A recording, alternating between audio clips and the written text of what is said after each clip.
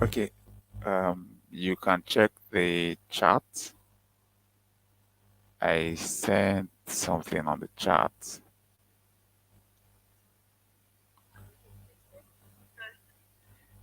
You can, yes, I was actually not speaking because I was trying to set up um sent a link. And what I'm trying to do, I want you to join. Um, just click on the link. Uh, so the reason I'm doing that is I'm trying to record this whole conversation. I didn't want us to miss out.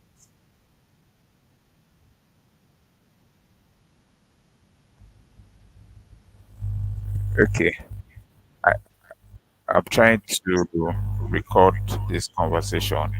I didn't want us to miss out.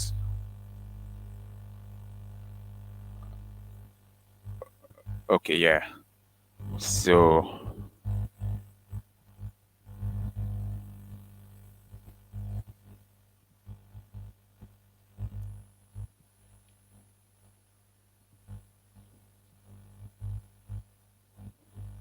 I want you to connect.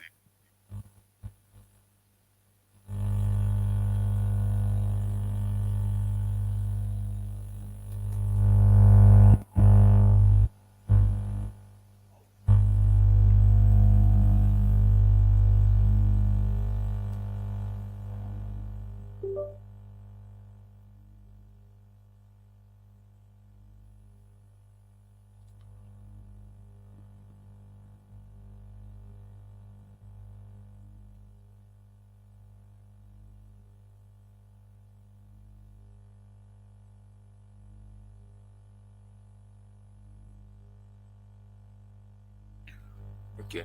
So kindly confirm you can still hear me.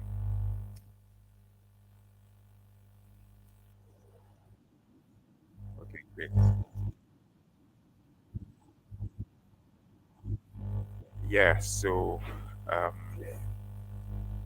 if they if they are not responding, it would be great to have hear from them.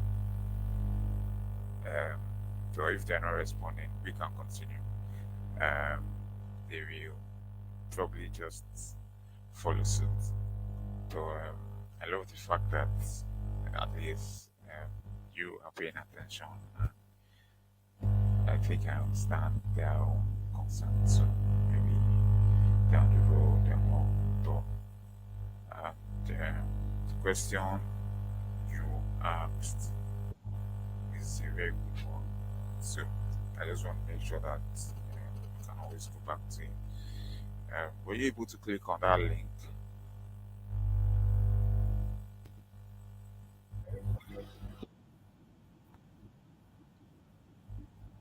Yeah, yeah, no, you don't have to.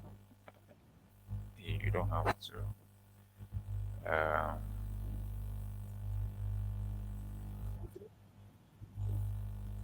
yes, you should. I, I expect that it will. If you click, it should take you to the YouTube.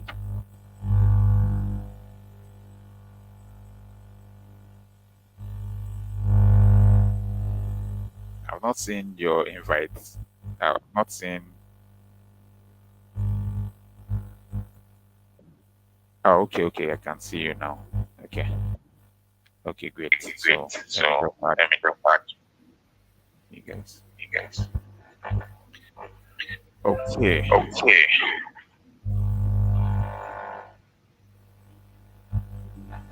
Um. Um,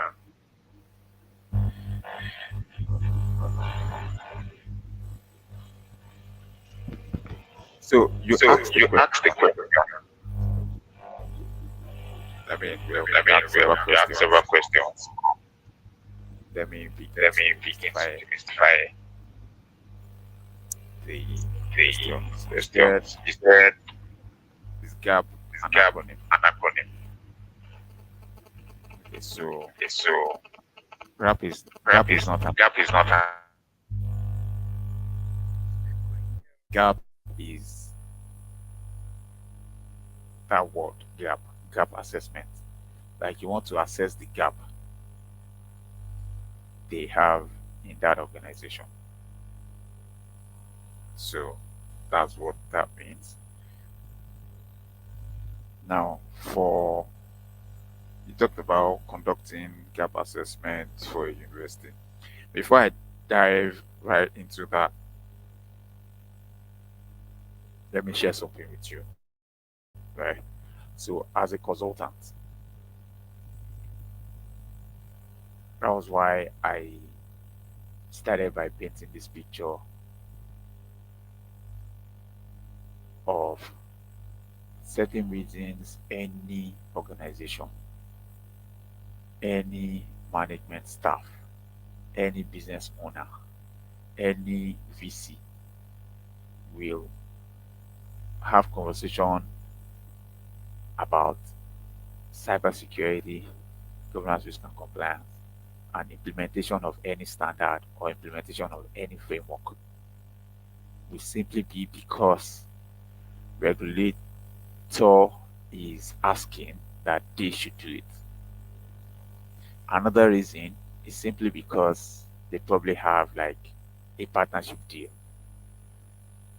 Another reason is simply because they probably got attacked, got hacked, and they know that they have to fix it. And for them to fix it, they have to reach out to a consultant, which is your company, and say they will actually reach out to a lot of other companies. So they will put it out there and say there's what we call RFP. It's called request for proposal. They put it out there and say we need a consultant that is good with governance, risk, and compliance, who knows how to implement, who wants to implement 1001. And that's what we want to do. Submit your proposal. Now, based on that, you will see the advert and you will turn in your proposal to say you can implement. So that's that. Now,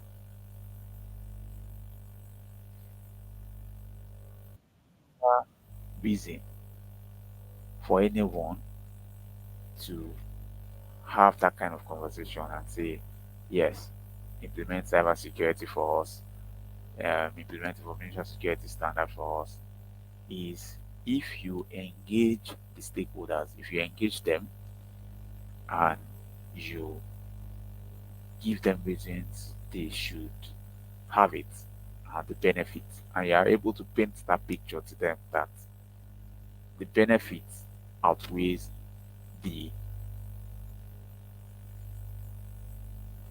the cost. So let me explain that. And that's why you're a consultant. You're a consultant now. Yes, you want to approach them.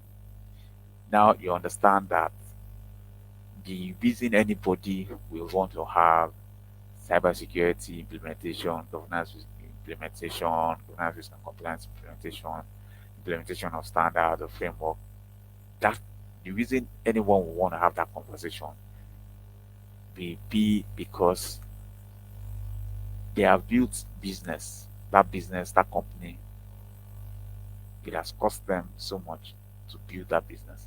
They do not want hackers to mess it up. So I want to paint a picture. If you are the owner of GT Bank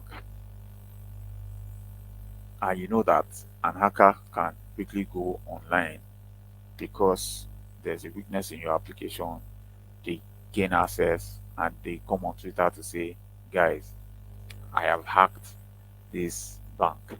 If you have your money there, move out your money on Twitter. Guess what's going to happen? In the next 30 minutes, they will move that money. Meanwhile, you are the owner of the company. You built that company for 10 years. That company already have like a reputation. You've been a very good boss. You've also been very careful about even places you visit because of the company, because of your reputation, because you want to build a brand.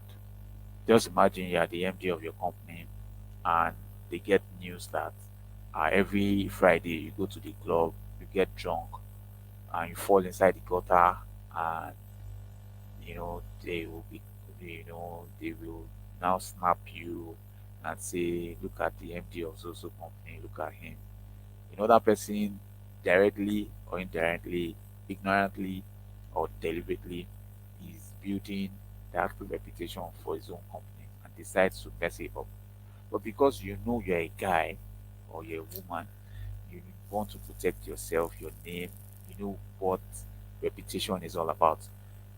Information security helps with not just protection of information, it helps to even build the reputation. It helps to protect the reputation you're also building.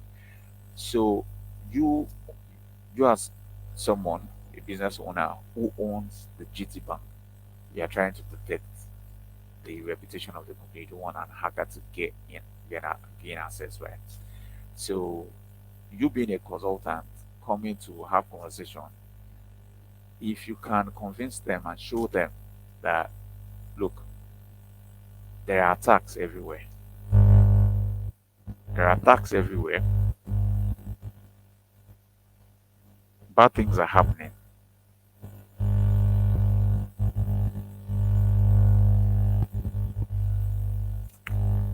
1 second.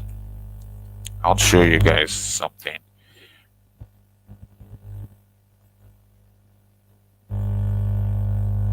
Bad things are happening and there are attacks everywhere. And you, maybe in the course of that conversation, in the course of that training. So the concept is, and one of the ways you can is you being a consultant, give cybersecurity training, can offer to give them for free, and that is training for the executives. These are people who are decision makers, and you already know. So sometimes you might want to do it yourself. Sometimes you might want to do it yourself. Sometimes you might want to probably invite maybe someone to also speak with them, but for free.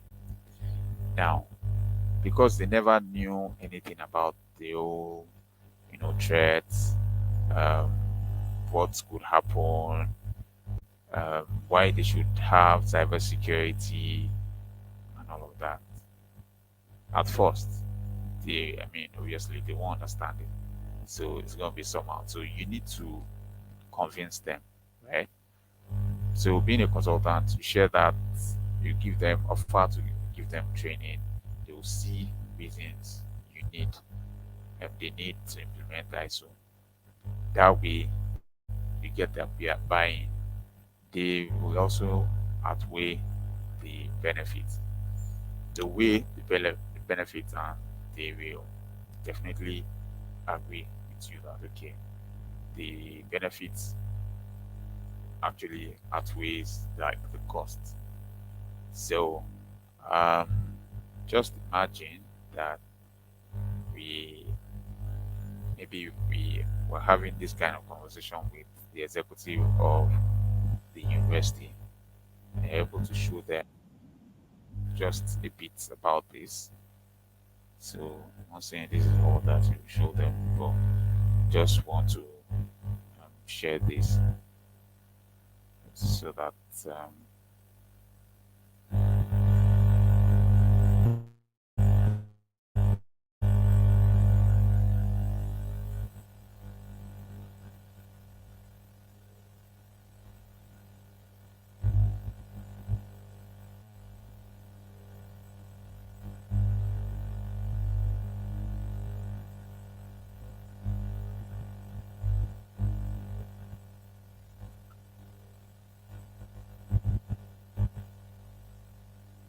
can you see my screen?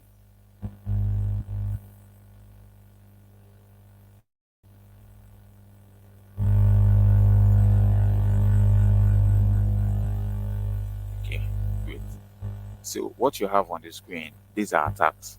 So for some people that really do not understand how these things work, they will feel, oh, it's not possible. But these are some companies who probably just put their information out there. They have their servers. They just do not even know anything about what is happening. But different attacks hitting different organizations, and these are different countries. Now, all you need to do to be able to have that conversation with anybody, any company, is by the time, let's say, after this training, you're done, you have your company registered, you can actually offer free training for executives. And that way, you have the attention of the executives and you show them certain things and you give them reasons they should, pay attention to these things. They will definitely buy into it. Now, when you're able to convince them, let me show you how that map.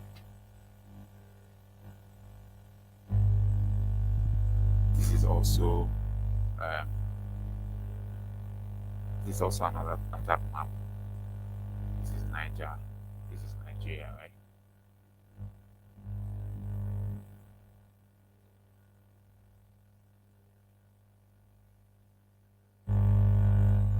Okay. So yeah, uh,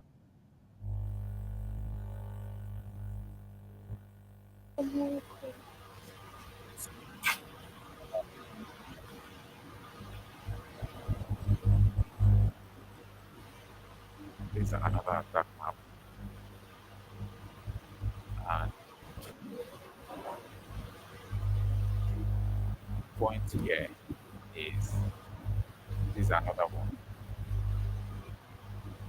The point here is for you to be Come able waiting to for me. make the Listen, stakeholders. listen. You cannot mute. You can mute yourself. I don't care. So the point here is to make sure that you have enough information to share with them. Nobody will see all of this information and not agree with you, right? So by the time you are able to convince the stakeholders and they agree, they see reasons you should, implement this, um, reasons you should implement the standard. You can also go to the point of them allowing you even conduct the gap assessment. Them allowing you conduct the gap assessment, and after conducting the gap assessment, you'll be able to identify certain gaps, and after identifying those gaps, you can share with them, right? So back to you having conversation with any organization or anyone. The goal is the stakeholders. You identify the stakeholders, the decision makers, and make them understand. Since it's not like they shared an RFP and they are the one requesting, So if you are the one having a conversation with them, you obviously need to put your information together, prepare a slide, show them, reasons they should, be certified, and they can also implement it. But it's always good to push that implement it and for them to be certified and not just have it as a standard, right? So it's important. Um, the same way you conduct a gap assessment for um, maybe a university is the same way you conduct gap assessment for a bank or for any company. What is a gap assessment? It's just that standard document that says you should have this, you should have this, has been converted to a questionnaire. And what is in that questionnaire? It says, do you have this? Do you have this? Do you have this? Do you have this? And that's all. And that's what you're gonna have. So it's you now saying, yes, let's have a session. We're going to there's a date for gap assessment. So let's assume you already have like a training for you had a training for all the executives, the maybe the first training, and after the first training they will say, oh yes, we appreciate this. Then you can also put some maybe videos together, um, some materials together you can share with them to go and also do their findings. And over time you can also conduct another session to get feedback from them, let them ask you questions and all. Because most times for them to make decisions like that, it takes a while, right? Then as soon as they agree, they buy in, then it's okay. Then the next thing you need to do is, obviously you need to conduct gap assessment. And I already explained to you, gap assessment is not a problem. All you need to do is identify, you need to have this, you need to have this, you need to have this. You have your reports, share with them. Obviously, you're going to have team members you're working with. So that's that. Um, the question around hard pen testing, the standard says that anytime there is a new um, maybe a new there's a change, maybe you probably updated your application, you change a device within the network, you brought in another internet, you bought you probably maybe bought some new computers, new servers, you change your, let's say you have your production data center with a particular company and you move to another company, or you have it in a cloud with Azure and you move to AWS, there should be pen test every 6 months. So that's that. And most times when you're implementing, you would have factored that in and say you'll be the one to conduct the pen test for them. And so that happens, or you choose to allow other people come in. But this is something you can do as a company. So, but for you to engage any company, you need to be able to sell to them. Make them understand. It's just like maybe a particular parent who feels like a girl child should not go to school. But as soon as you're able to put information together and have conversation with them that if a girl child goes to school, all the children that girl child will give birth to will also go to school. That is also going to help the world. Um, so they are, those people who preach that a girl child should not go to school, they are slowing the world down in terms of even development, right? Because a woman will make sure that all her child go to school as long as she can afford it, right? And so as soon as you are able to convince that parent, what do you think they will do? They will just hand over the girl to you. So you would have earned the trust of the stakeholder because they see that they are not there to exploit them. They are even telling them something that will help their business, help the reputation, help protect the reputation they already built for years, help protect the institution they have been laboring to protect and build for years, help to make sure that even their finances are probably just guaranteed because when they remain in business, there's no issue with cyber attack, no issue. Just imagine a particular university, and if you know that every month kidnappers go to that university to kidnap, will you or will anybody in that country continue to send their children there? Will that school be a dream school for the people of that country? No. So the same thing is also applicable. You make them understand it's not only a bank who needs cybersecurity. Even personally, we all need cybersecurity. You don't want a situation whereby someone will even hack your profile and begin to send different things and all, right? And begin to scam people. So we had situation where they hacked someone's Facebook and they've used it to scam people, the person they know, and they collected over 10 million naira from other people, different people. This one, and using the name of that person, and I was kind of late before they got to know that this has been happening. So that's that. Then, in terms of having to conduct gap assessment, it is not difficult. Um, we'll have a section on that. So it's a document that is globally um, recognized because group of professionals came together to put it together.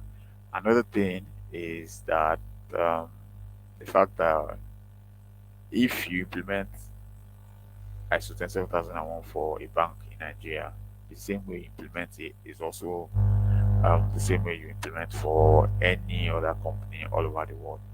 That's it. Another thing is they will use the same document. Any auditor coming from anywhere is going to use the same document. So I think I've answered that question. There's okay. So trying to see if there are any other question. Did I leave out any other question? I don't okay.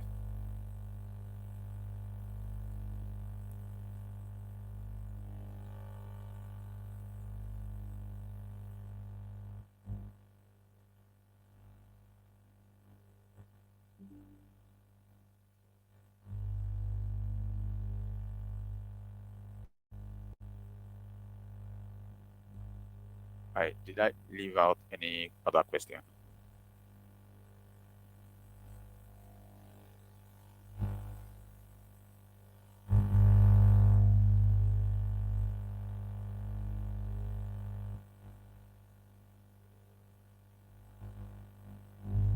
Hello. I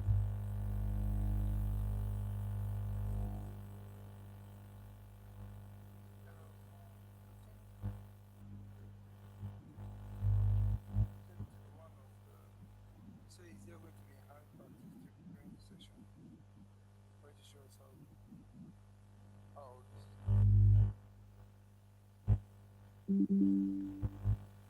Please repeat that question again.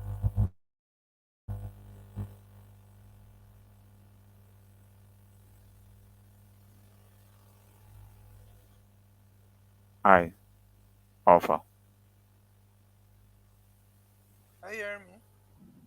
Yeah, I can hear you clearly now. Said is there going to be enhanced on practice during the session for it to show us how all this is done? Yes.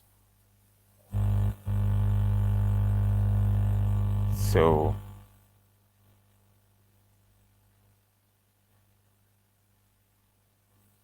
okay. So is that the only question you have? What about Adenike? Do you have any question? Before we proceed to the next.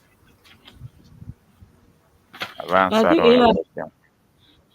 Oh, yes, yes, yes, yes. You've answered all the questions for now. So maybe when we proceed, I'll have more. Thank you so much for the clarity. Yeah, great. So for There's one Alpha, question. Okay, yeah, I go want ahead. to will you also show us a way to write an effective proposal on how to write the proposal so we can put people to deal with this? Yeah, that's not a problem. Okay. Yeah, Thank you. yeah, you're welcome. So let's proceed. So let's have so for Alpha, um let's have you discuss what you read, what you got from the documents. I want to hear you speak about it. Um, let's see if you have also questions to ask. Okay. For me, I really have a question. I'll just say, okay, I understood. I'll just say what I understood from the slide, and based on the both the standard and the framework, that is the NIST. So I think I understood that for the NIST, it's more like how it's based. The NIST is based on how the company, like the standard on it has to be that way for like almost all the companies. Like almost it's already a set standard that's already given out that okay, this is how it's supposed to be. While for the framework, it depends on the company itself. I think that's what I that's why what that's just like what stand out to me when I was reading the document itself. Okay, so thank you for what you just said. So let me um, respond to that. So I explained the difference between a standard and a framework. A standard is that document with a list of instruction that says implement this, implement that. A framework is, and you have an auditor come every year. A framework is that document where you don't need any auditor to come audit. That's a framework. Now, anytime you hear cybersecurity, information security, governance, risk, and compliance, you know they are talking about standard or framework. Now, when they talk about standard or framework, there are popular standards that people already know. So, if you talk about information security standard, the first that should come to your mind is ISO 27001. That answer will never be wrong anytime, any day. Why? Because it is a globally accepted document. So that's one. Now,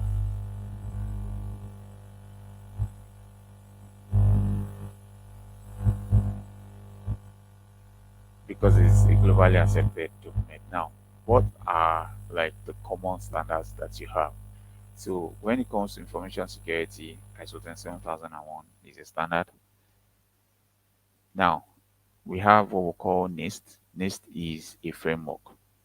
It means that when you implement it, an auditor is not coming, or an auditor will not come and get you, an auditor will not audit you.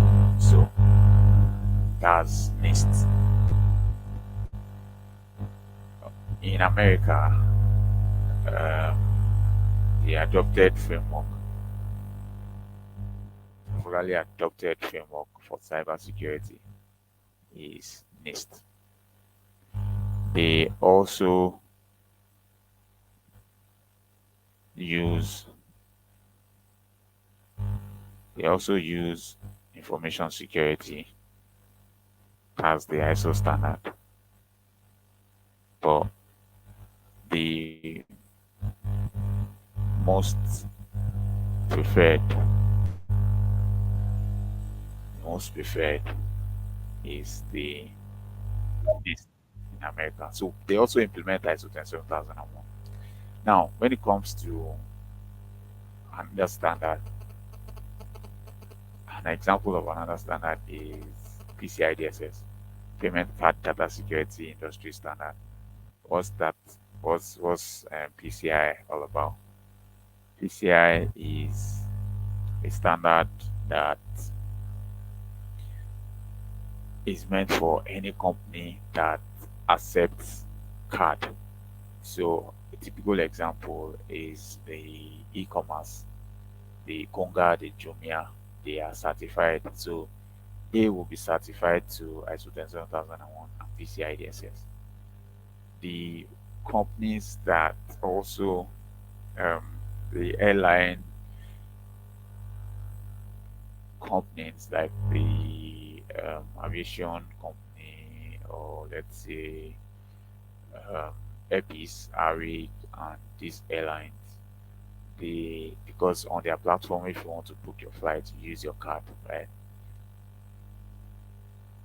It's because um, a group of company who owns card, like the guys that make cards, like the Mastercard and the rest of them, they came together a long time ago to say you must learn to protect, you must learn to protect any organization or anyone who actually use the use their card on your platform, you must enforce these rules and make sure that certain security controls are in place.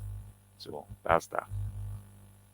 So um, I've talked about governance, risk, and compliance, and we talked about the fact that normally um, every bank, they have what we call governance, and they understand the concept of governance, risk, and compliance. There's a difference between saying governance, risk, and compliance when you're speaking to um, when you're speaking to, let's say, um, anyone about cybersecurity. There is governance, risk, and compliance, and there is cybersecurity governance, risk, and compliance. So normally, the only reason a bank have a bank chairman, a bank board, the board of directors, and all of that is because of governance. So that anybody who wants to invest in the business, in the bank, in the company, will know that um, there's a structure in place. The CEO just would just not just wake up and begin to implement things and begin to do things on his own. So that's that. Now, the CEO would not run things without you having conversation with the board. The money they are spending will also come from the board. They have the board chairman, and I mean, so there's and they have board meetings. The CEO also needs to perform, you know, drive the business to make profits or achieve the business strategy and all of that. So that's like the structure. Now, bringing in governance, risk, and compliance. So before now, the banks, for instance, used to have what we call enterprise risk. Enterprise risk management will look at all the different risks. There's financial risk, there's operational risk, and what they focus on is technology risk. But for cybersecurity governance, risk, and compliance, it focuses on information security risk assessment. It focuses on cybersecurity implementation of standards and all. So that's like the context. So, and that's what we're referring to. So anytime you say, oh, cybersecurity governance, risk, and compliance, you already know what you're talking about. So for people who talk about governance, regulatory compliance, and all of that before now, they will say, oh, they have governance in place, they have board of directors, they have all of that, they have enterprise risk person who checks technology risk, and yet they still get hacked. So the cybersecurity governance, risk, and compliance makes it easy for everyone to focus on the right thing. Like focus more on implementation of conducting gap assessment, identifying the gaps, conducting gap assessment, um, risk workshop, gap assessment, and mitigating all the risk. Right. So that's it.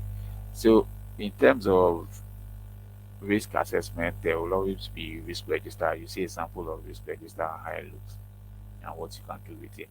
So, what are the benefits of governance, risk, and compliance? Yes, it helps to help the business make informed decision, enhance the reputation and trust, reduce costs and losses, and better resource allocation. You know, so it helps even in a way to manage complexity. So examples of standards that are known out there: ISO 27001 for information security, NIST is for cybersecurity is a framework, PCI-DSS is for card, PCI is payment card data security standard. That's what that is meant for. 22301 is business continuity. Um, there is there are a lot of other ones. So there's 22,000, which is um, service management. There's 9,001, which is quality management and the like. So I already said that you conduct gap assessment. When you conduct gap assessment, it means that you have a list of the things that you do not have, and part of it will be they won't have for an organization. And you also um, ask the question saying, "Oh, does the university have it?" They don't have it because you do not even know that they do not have it. For you not to know that they don't have it, it means that they don't have it. So there's what we call awareness training. When you are conducting, when you are implementing the standard, you will conduct training for all the universities. Everybody will know that this project is going on. There's that part of awareness, and it's not going to stop there. It's an ongoing thing. So that's why if you check some universities abroad and you see password policy on their website, information security policy on their website, it's because they already implemented ISO 27001 for the ones that have implemented. So that's like one of the reasons, so they understand the implication. And also one of the things that one of the gaps that will be identified is, yes, they don't have a policy, they don't have an SOP, they don't they do not have an awareness program, meaning information security awareness training. They do not have it. Um, there should be like a training calendar for all the staffs, all the executives, and that's it. So how do you implement? I already mystified this where I said that you need to get the buy-in of leadership. As then after they assume agree that you should come on board to implement, then we assume a team, like assemble a team rather, get when and the way to do that is head of department of all the units. You have them represent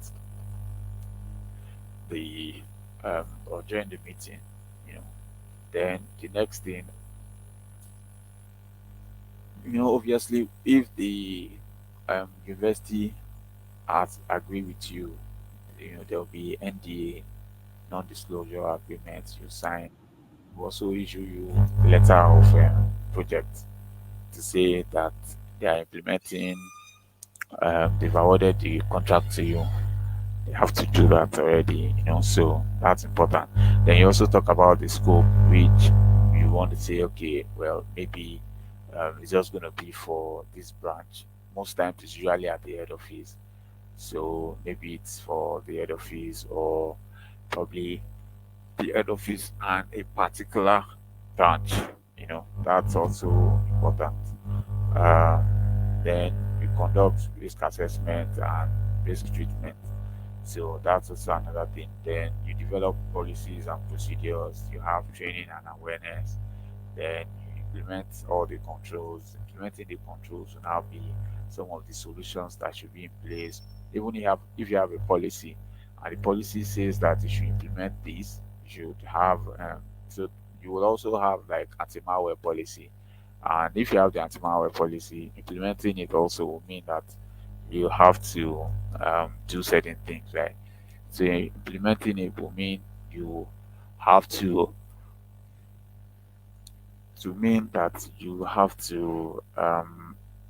adhere to the policy, what has been documented, ensure that the team that should install the solutions, maybe the antivirus, the firewall, um, and all necessary controls, they are aware, they know what to do. So that's that. Um, then at some point, there will be what you call internal audit. There will also be management review. Internal audit will be done by so when you have like the ISO champions, after doing that, then the next thing will be to you have the ISO champions. You train them. They also write an exam, the PCB exam. They'll get certified to be like a lead auditor or lead implementer. When they get certified, then so whatever you've implemented, you also audit it and get a report. Meaning auditing is you're checking to say, oh, now the gap assessment, all the things you have identified that you do not have they fixed it? So what you have from the gap assessment, if the gap says, oh, they do not have this. So, for instance, the reason you get into a company and you see that everybody use their ID card is because there's also a gap that has been identified to make sure that nobody will, um, they're not going to have identity theft issue or someone trying to, get into the company without, so there's a requirement that everybody should have an ID card, even if they are temporary staff or you know, permanent staff, whatever. They should have the ID card. They should always wear it so that if anyone is coming to act like a real staff, that will be exposed and all. So that's why people wear ID card. So it's also part of it. Then management review will now be you having a section with everybody to say, yes, now thank you for giving us the opportunity to implement ISO 27001. You have conducted your gap assessment. You identified all the gaps. You mitigated them. Part of what you identified was we do not have a risk assessment methodology. We do not have a risk assessment register. We conducted a risk assessment workshop. What is a risk assessment workshop? Having people together, just the same way we are here now, and we're talking about the risk assessment, and we identify things that are of assets that are most important, and we identify the vulnerability, the threats, and we treat them, and we have our plans. That's an example of what you get from that. So then we conducted internal audit to identify this is not in place, this is not in place, that's not in place, that's not in place. And you have to report. And you share the report of the internal audit with the management. And who are the management? They are just the top executives, the head of department and the management. So just to show them what you have done, there will be minutes of that meeting which when the auditor comes will ask to confirm if you have actually done that. So these are like the processes. And also when the external auditor comes and identify that there is this is conformity, this is non-conformity, this is OFI, opportunity for improvement. Those are the three major things that could happen. The non-conformity is you don't have a policy, it has not been approved, you have not even implemented any control, it doesn't exist. So if you conduct an assessment for your university right now, what you would identify will be they do not have for risk assessment, it will be non-conformity. Um, for information security policy, it will be non-conformity. Because even if they've documented something, it has not been approved. So it will be non-conformity. Um, for all the policies, it will be non-conformity. Um, for risk assessment, non-conformity. Awareness training, non-conformity. You see it. So then, so now, by the time you conduct the gap assessment, you identify the problem and they fix it. They have all the documents. You start to, have run all the necessary training, awareness training for all the staff. Everybody's aware. Everybody's conscious of the fact that information security is everybody's responsibility and all of that. Now, the next thing you're gonna have is um, the auditor who came in will ask for all the evidence of the gap assessment report, the VAPT report, the assessment um, register, um, the internal audit report. He would see it and he would now, after reviewing all, he will review the policy documents, all the policy documents you have. After reviewing all the policy documents that you have, then the next thing you will do will be to say, okay, I reviewed the document, these are my findings. You're not conformity in this, um, you're not in conformity with the requirement of standard as regards maybe this, maybe risk assessment, maybe your VAPT, maybe business continuity. So after identifying that, then you now document whatever you identify in the corrective action, the CAPA. It's called corrective action and preventive action document. So when you document it, then if so in when we have non-conformity, we have major non-conformity, we have minor non-conformity. When we have that, then if you have major non-conformity, you won't he will not recommend you to be certified. But if you have minor non-conformity, you can be recommended to be certified. So you can have some minor non-conformity, whether it is not a lot, then you can have OFI, opportunity for improvement. Then you can have observations. So there can be observation. So That's that. So that's how that is being done. Then subsequently, there will be recertification, continual improvement. So for NIST also, NIST have a way of, there's a way of implementing it. It's similar. It's just that few terminologies that will be different. Any standard, any framework, you must conduct gap assessment. When you conduct the gap assessment, then the next thing will be all the things you've identified that you do not have. You can, you can check out how do you implement it. You have to have a session with them and say this is what you need, this is the report of the gap assessment. Then how do we meet this? If it's um, related to training, then we get the training done. Then if it's related to some team members conduct configuring anything, we do that. So for NIST, they're similar. You need to just get the NIST framework, read it, no big deal. No, so it's also the same thing. And prioritize critical assets and data assets. Then identify the risk. Develop current state profile. This current state profile is like the gap assessment. Then sell the goal and objective. Develop targeted state. This is like where you want to be, like you want to close all the gaps. Risk assessment. Then identify continuous improvement and continuous monitoring. So establish incident response, recovery plan, test and assess plan, documentation. So these things are not difficult with them. So they are so simple. So um, these ones can read them. You can read them. So I want to share thing.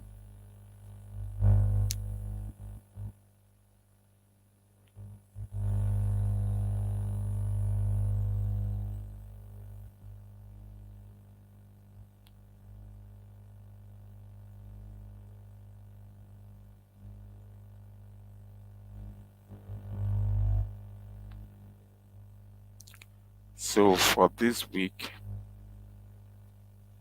take note. You're going to write an exam.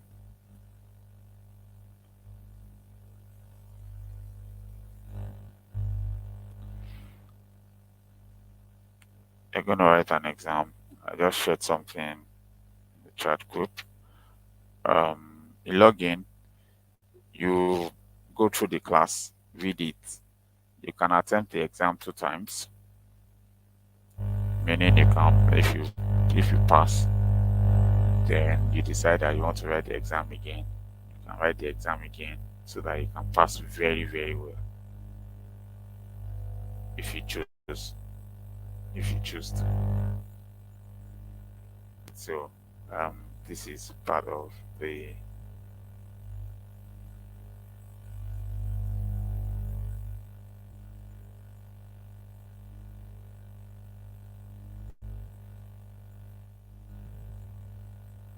so kindly confirm you got this and kindly confirm that um,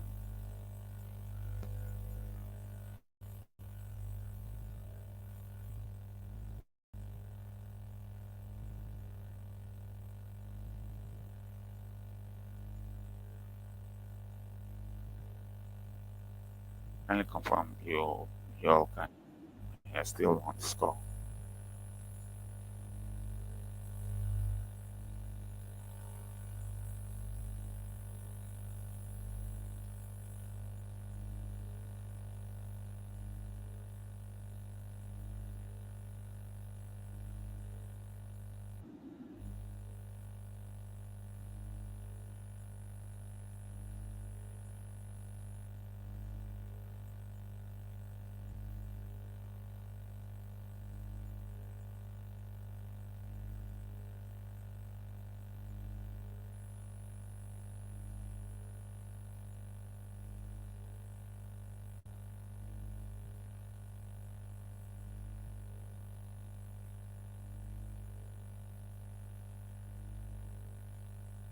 No response yet.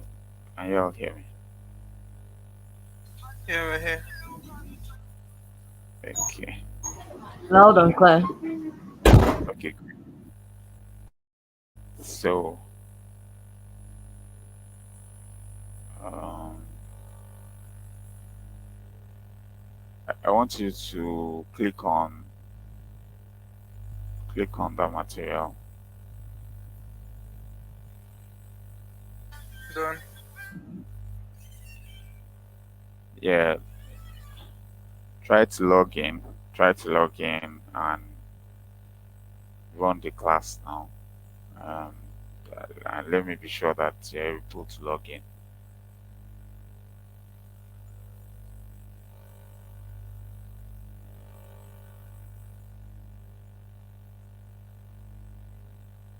I think we do we need to register the account first? Yes, you have to do that. You have to do that.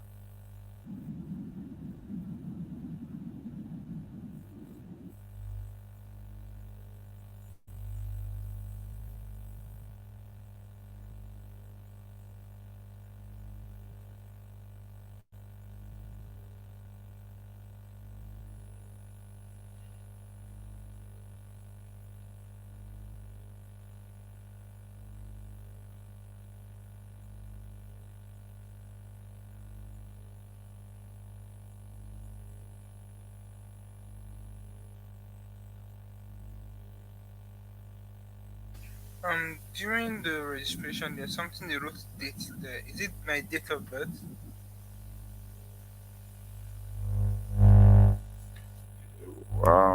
So is it possible for you to share your screen? I think it should just be normal date. I'm not sure. I don't, maybe if I see, if you can share your screen, that'll be good.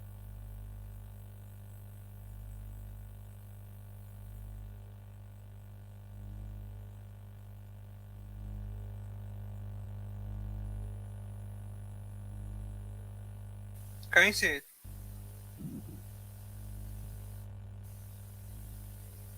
Um, Trying to check It's my head. that.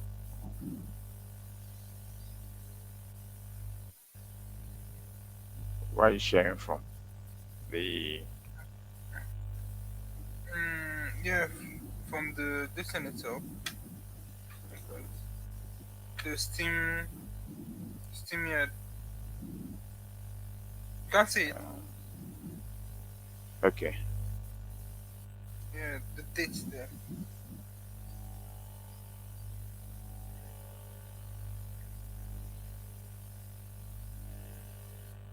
okay. I think it's today's date. Okay, okay. Alright. I think it's today's date. So let's see. I mean, if it's supposed to be like date of birth, then I should. They just want to confirm. So put today's date.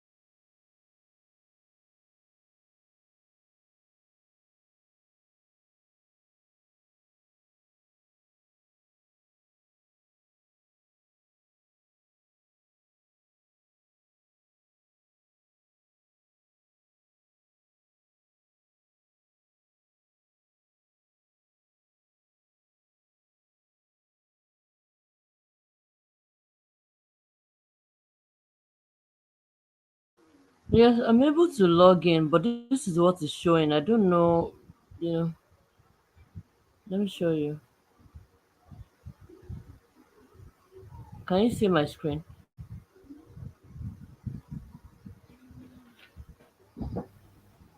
So let me check. Um, okay. Yeah, so what you should do at this point, okay, so this is fine. The next thing you need to do is go back to the chat box and click on the URL. Don't leave this one the way it is. Go to the URL and click on the URL. Okay. That's the chat box. Yeah, click on it. This will take you directly to the course.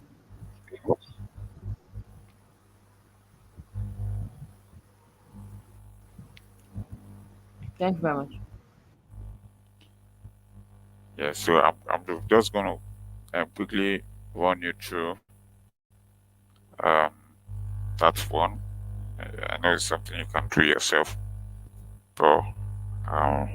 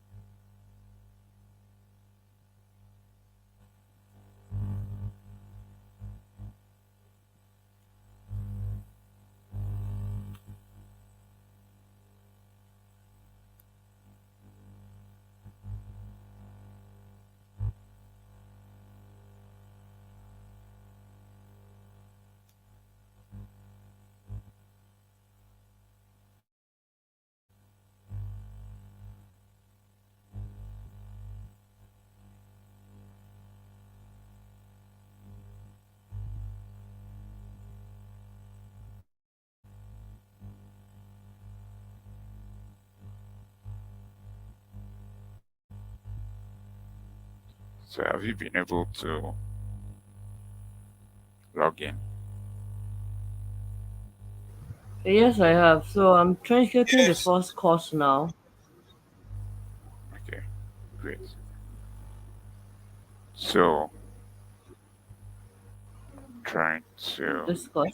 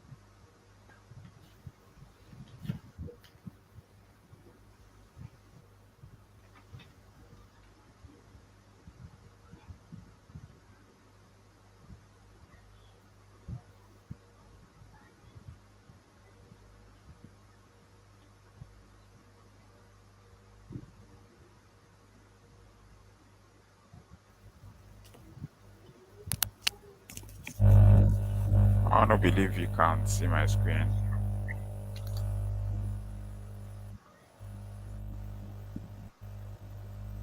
Yes. You can. Okay, great. Okay. So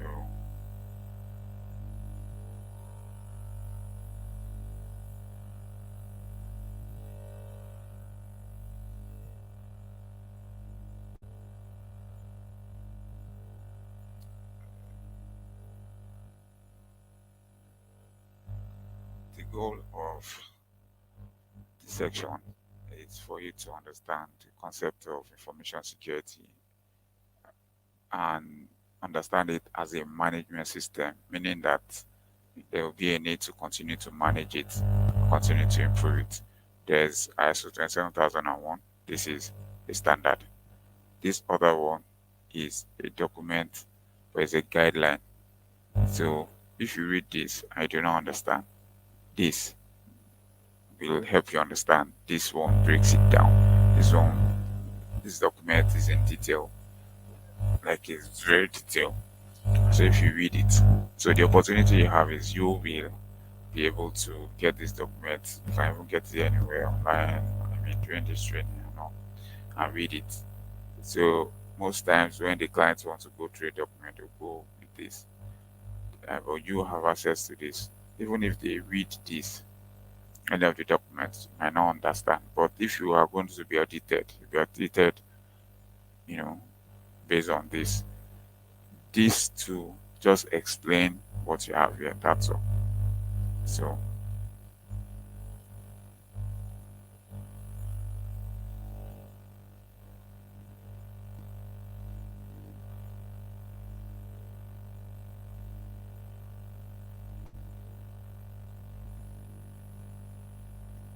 So, talking about the foundation of um, information security. So, you have the 27001 2022, meaning that this is recent version. We had this version before this is 2013. So, what they do is they come together to upgrade and update. So, anytime you hear about ISO, one of the things that comes in mind is there's what we call plus 4 to 10. Plus 4 to 10 is um, a list of instructions about what management should do. All those things are for management. They're in charge of context of work organization. It means that there should be a document where all of this be stated. So it's a document that helps to say this is the kind of company we are, this is our vision, this is our mission, these are the things that we do. Leadership, get commitment, policy, and all. So that's what this is saying. Support, resource. So the standard is going to ask if you have this. Look at the awareness I talked about. So having a policy is one thing. Has it been shared with the people that should have access to it, like the staffs? And that's why I said if for it to be asking if they are certified. I mean, it's obvious that they are not certified. So this is how all ISO standards you always have clauses, clause 4 to 10. Then you have clauses, clause 4 to 10, you have Annex A, you have Annex A, and also top topics that have been covered. You have Annex A, the annexes, those ones are controlled, right? So there's not where you talk about information security and information when you not talk about assets. So an asset is something that's of value. So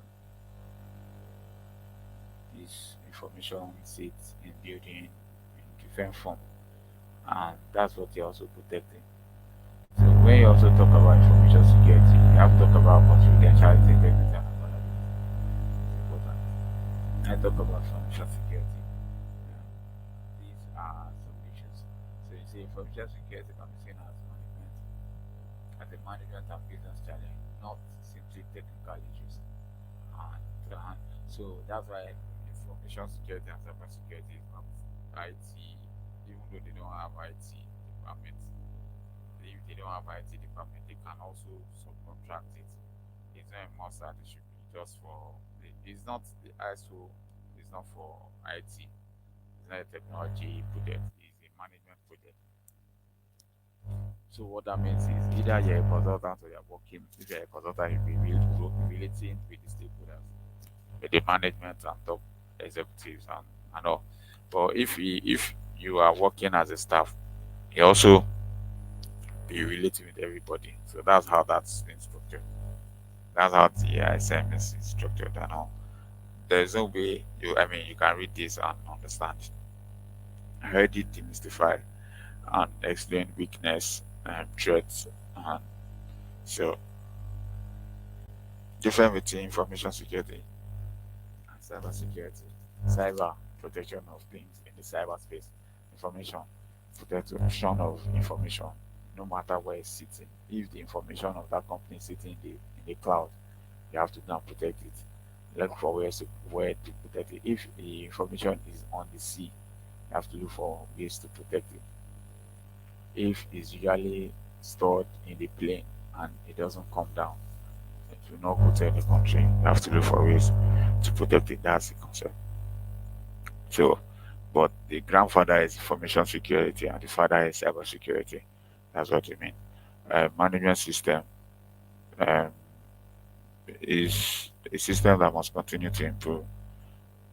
There's no way you talk about it and you talk about confidentiality. Confidentiality is about your um, the password of your internet banking.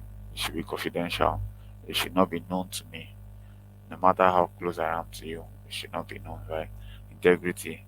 Um, Even if you travel out and you get back, your account should still be intact. If you have $500 million in your account, it should still be there. The hackers should not be able to withdraw from it. Um, you know, Availability.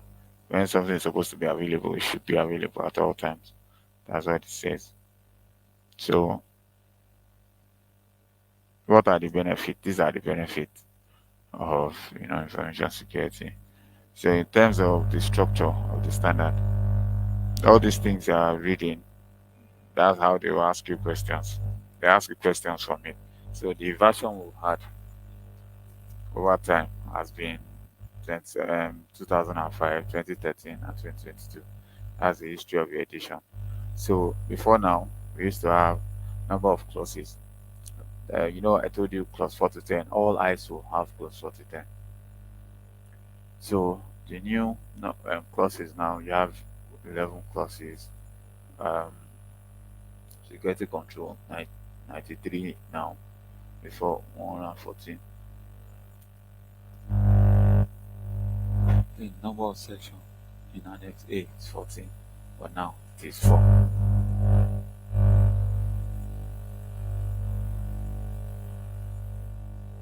So, there are questions.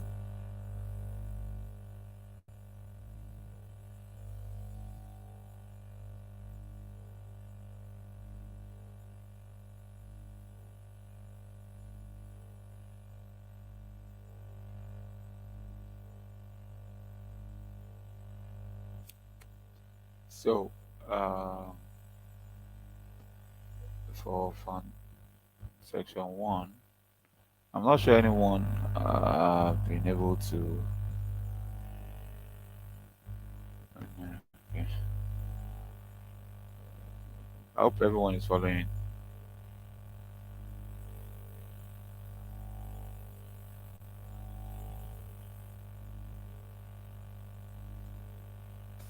Yes. Okay, great. So, Yes, I am. okay, great. So, information security requirement, the document and establishing ISMS. So, what's the requirement? You have 27,000 on. Look at the structure, auditable standard, meaning that you can audit it. Then in terms of Annex A, you have what you have clauses and Annex A. Clauses are mandatory process, meaning that you must have context of organization. There must be a document that you call context of organization, which explains the kind of business. Flutterwave is different from the way industry works. Not, they will, they are doing different things, although similar, but in different ways, right? Leadership, planning, support, operations, performance evaluation, and ISMS improvement. So this is like the structure. Then requirement documents. This is like, oh, this is how this should be. So I told you we have plus 4010, and that's what is being spoken down here. And this is how ISO looks like from here. Then I already told you, in terms of control, there's control, um, people control.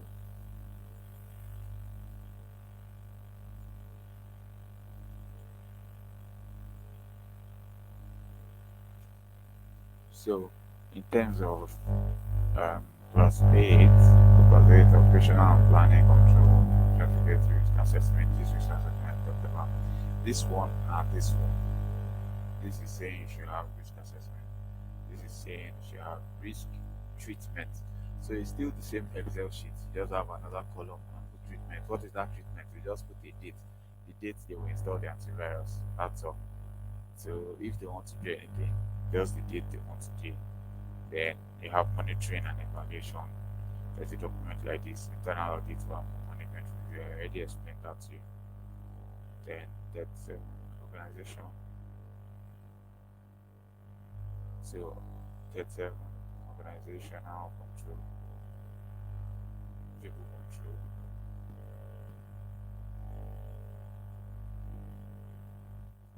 Then let's say the technology control 34 and total is 93. So then you usually have what we call the PDCA circle. That's um,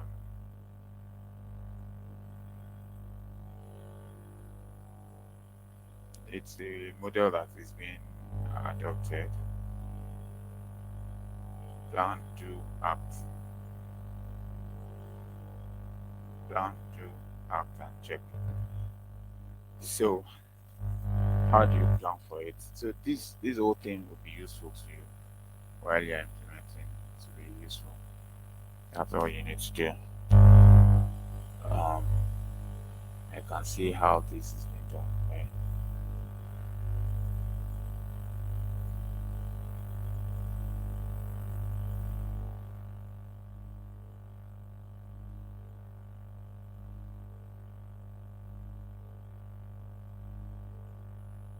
So in terms of implementation, it will help you have best practice, system access control, physical environment security. Physical environment security, that's why they have security at the gate. It's not because they just want to be seeing their face. It's necessary for all companies to have that. That's part of the reason. So sometimes some of the things that have been done, I don't know why they have it, but that's one example. So um, I think you can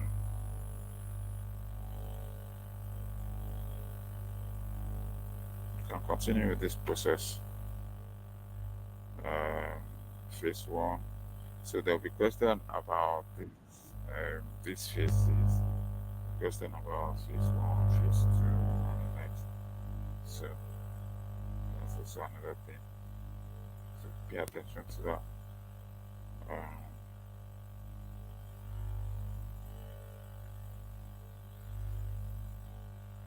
so these are some of the rules.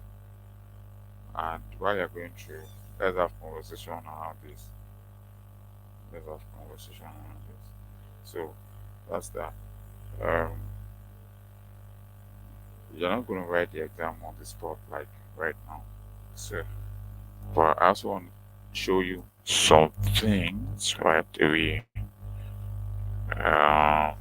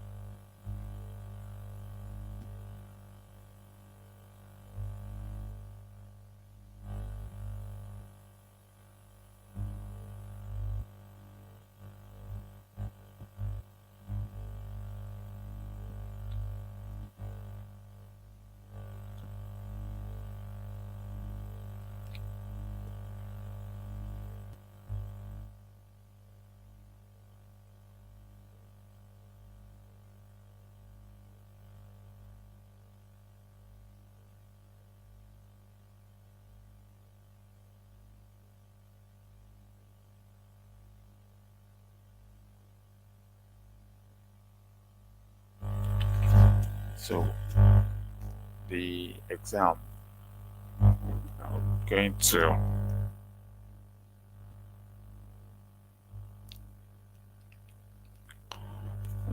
within this week before we meet on Saturday, you're expected to have written the exam and pass, and you should share the certificate on the WhatsApp group. Um,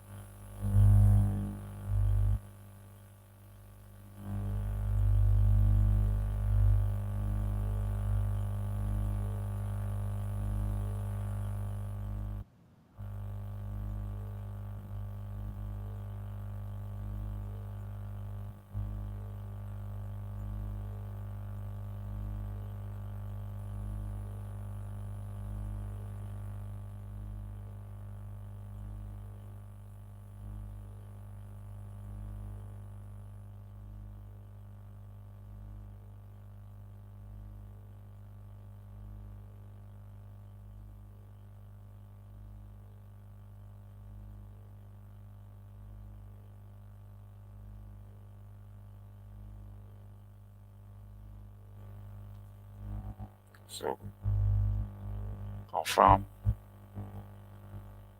you can still hear me.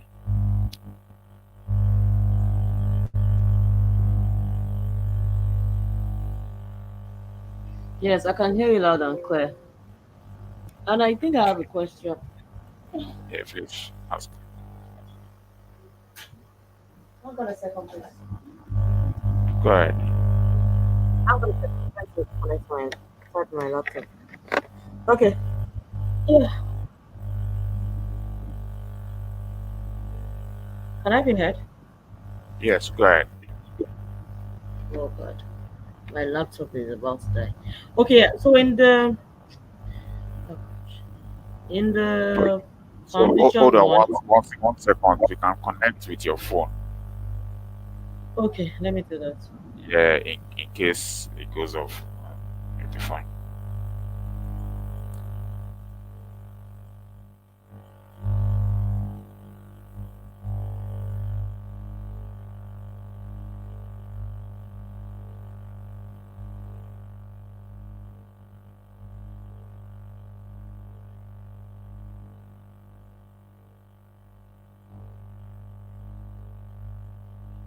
Okay, my laptop is charging. Thank you so much.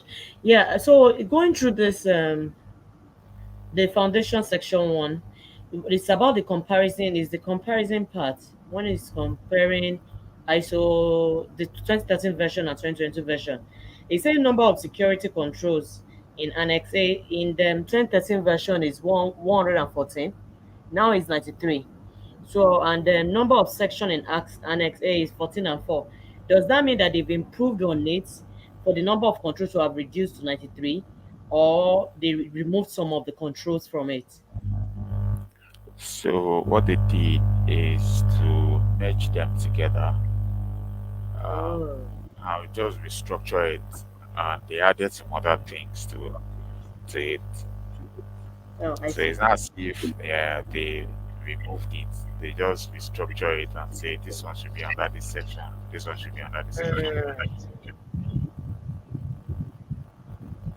thank you very much.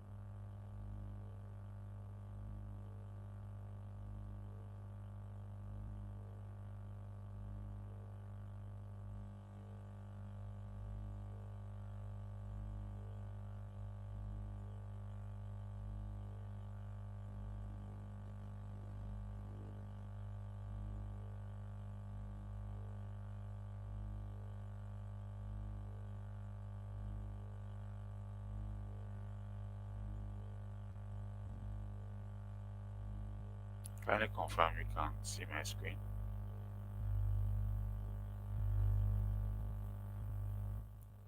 Yes, I can. So, Yes, I two can.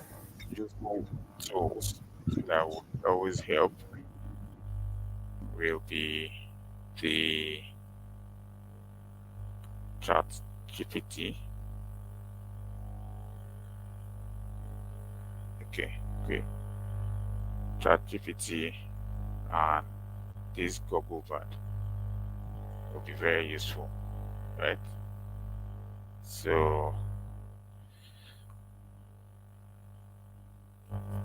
now talking about what you can do, there are a lot of things you can do. Things are a lot better now compared to those days. In case you need to create content online and you need information, if you ask any question, you will get response. So let me show you some things. So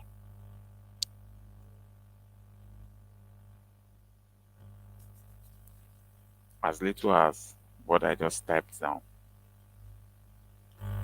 So what do you think I was trying to achieve? I typed SMS, but he didn't give me what I wanted. He was giving me something else. So it's saying this as ISM. So sometimes all you need is at least you know. So you might not know everything, but you have an idea of what you want to search for. So um, let's say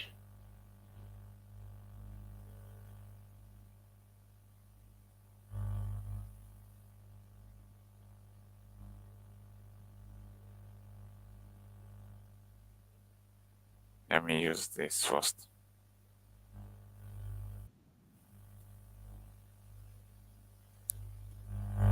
Let's see what you get. So it says,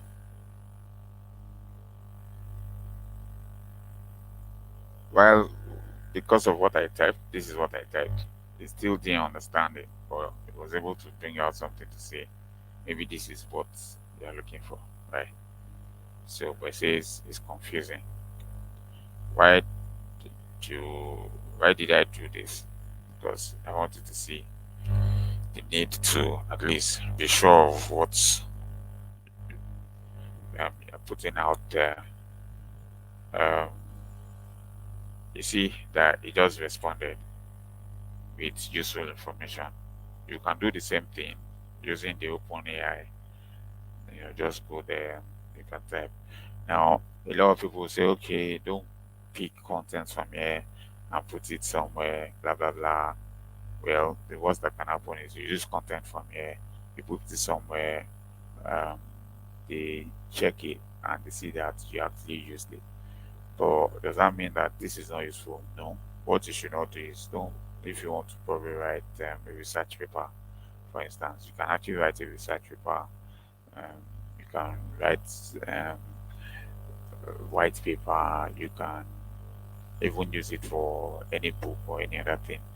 Um, so do, it's a good place to start. You can get ideas, get information that will help you. Um, this is sharing information, right? So let's go deeper into this. Let's say based on what I just did. So if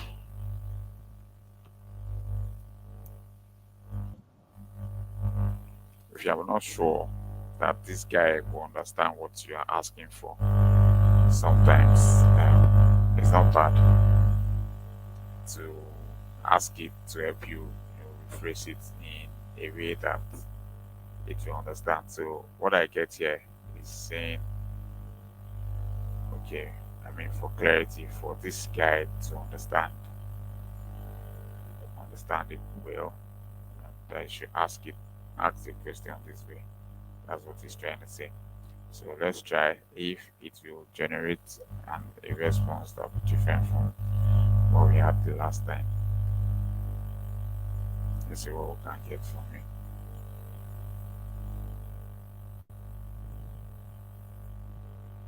So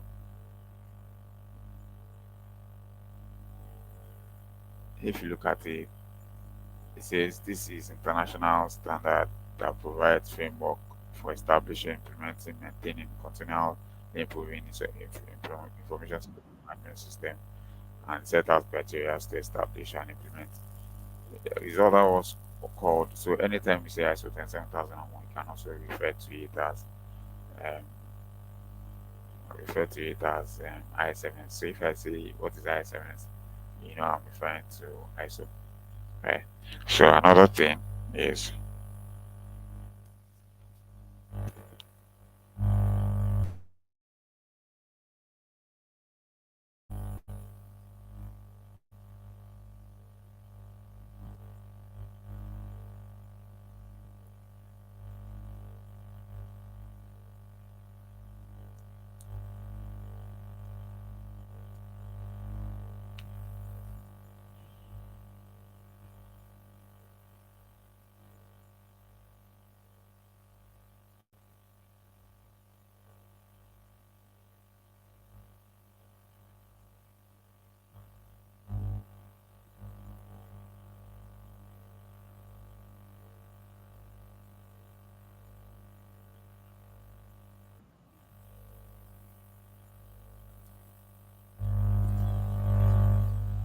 so these are like a list of policies that you should have, right? So look at what we got from this, and let's try this. Let's look at what we'll get. So Google Bard is a ChatGPT also. So let's see what we'll get from both of them.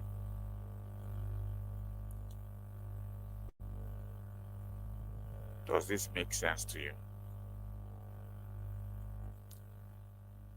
You see the difference?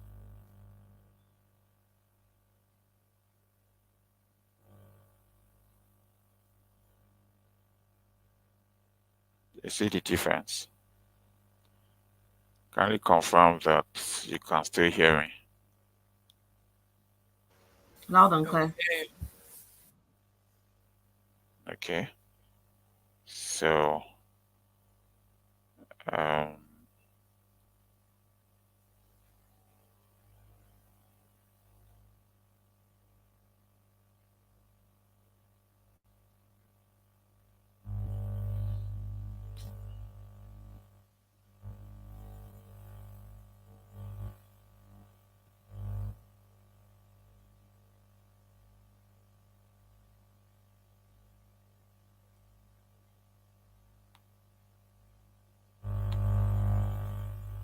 so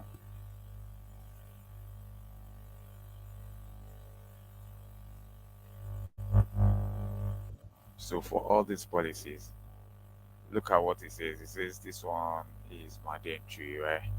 This is mandatory. Um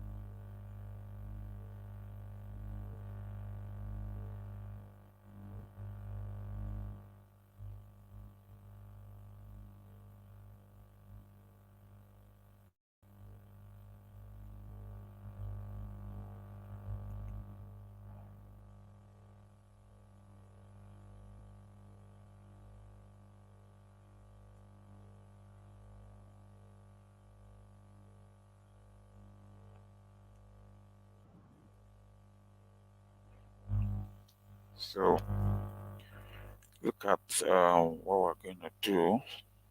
Um,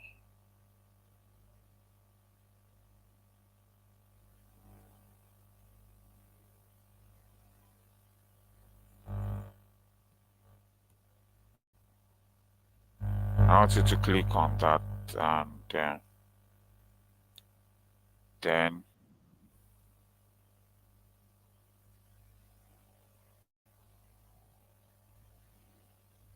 What do you want us to click on? You've been clicking on a lot of things. Yeah, so I dropped something Did you? on the on that YouTube chat. Oh yeah, I YouTube. can see it now. I can see it. Thank you.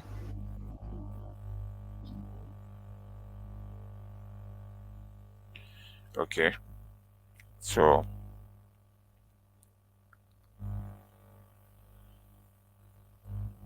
and the reason I want so save that link. Yeah, wait. So save access to that link. I want you to now. Um,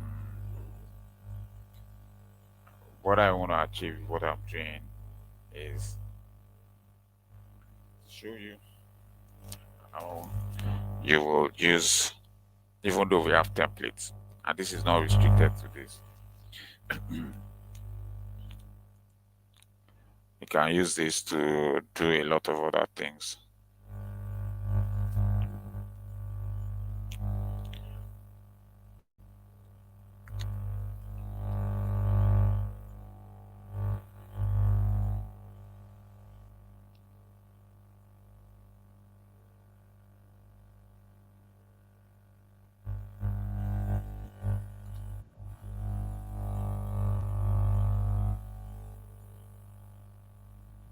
So, information security policy. This is an example.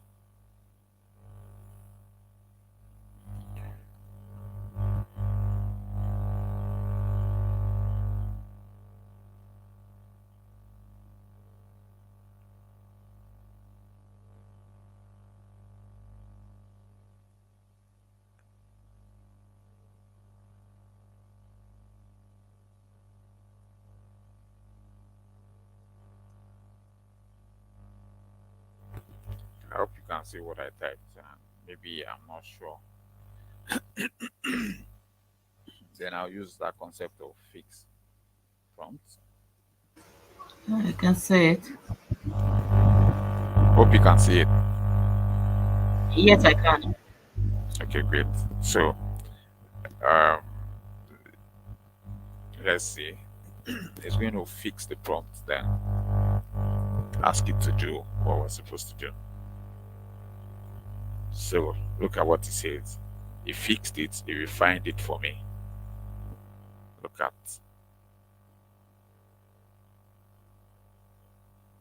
Are you doing this so on ChatGPT or the Google Bard? so this one is um, ChatGPT.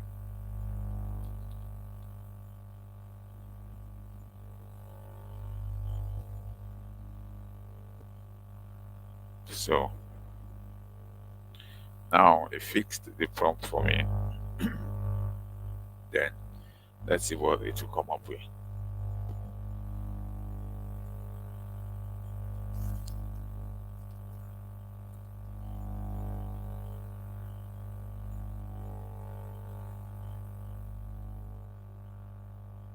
Can you see? So this is a good way to start. Um, let's see what this guy would do. So this is look at what we requested before. Look at what he gave us. Okay.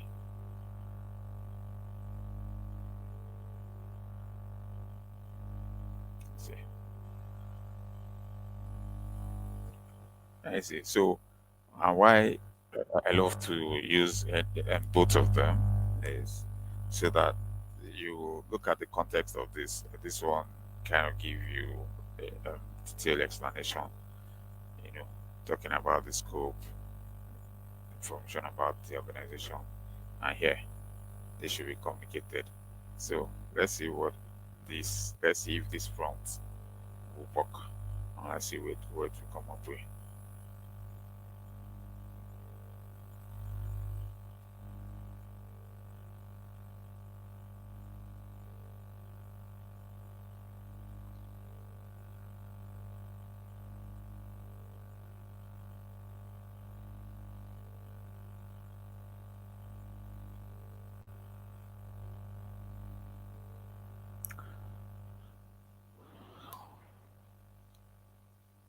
So, why I'm doing this is so that you understand.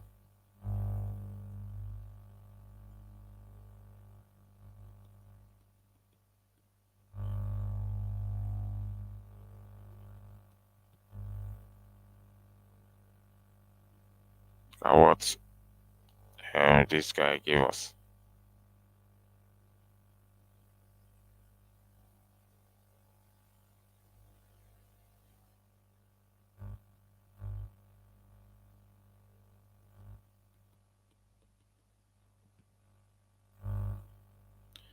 You can see.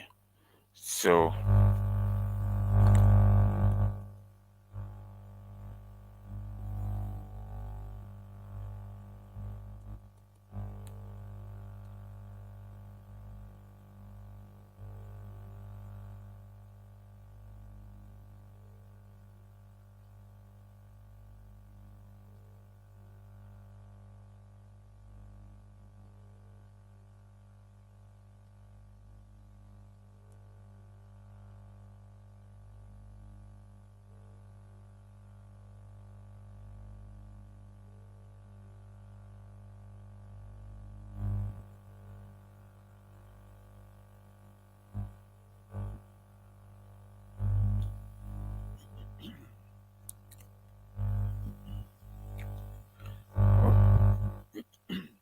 hope you can see.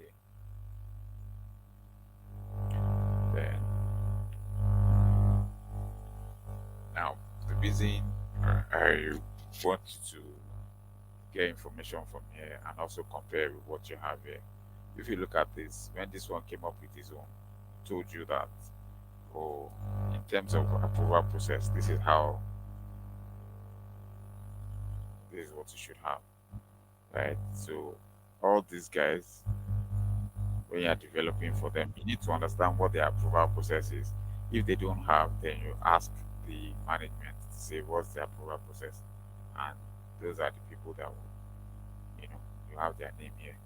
Let's say this person is initiating, this person is, um, so one person will initiate, one person. So someone will initiate. Let's say this policy is for IT now. Maybe this is a backup policy.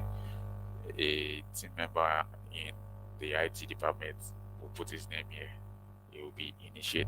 That's what you write here, beneath here. Like initiate. It will show that this person initiates the I. So it shows that this person initiated the policy. That this one, it shows that this person approved. So then, I know. So that's the way this is being done. So let me hear from you guys. Do you think it makes sense to um, get information from both softwares while you are researching? What do you think? I need to hear from you guys. Did this probably uh, reveal anything to you?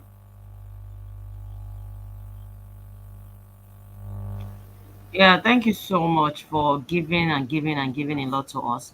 Yeah, I think it makes sense because I'm very tech savvy and I don't know why people always have issues with ChatGPT.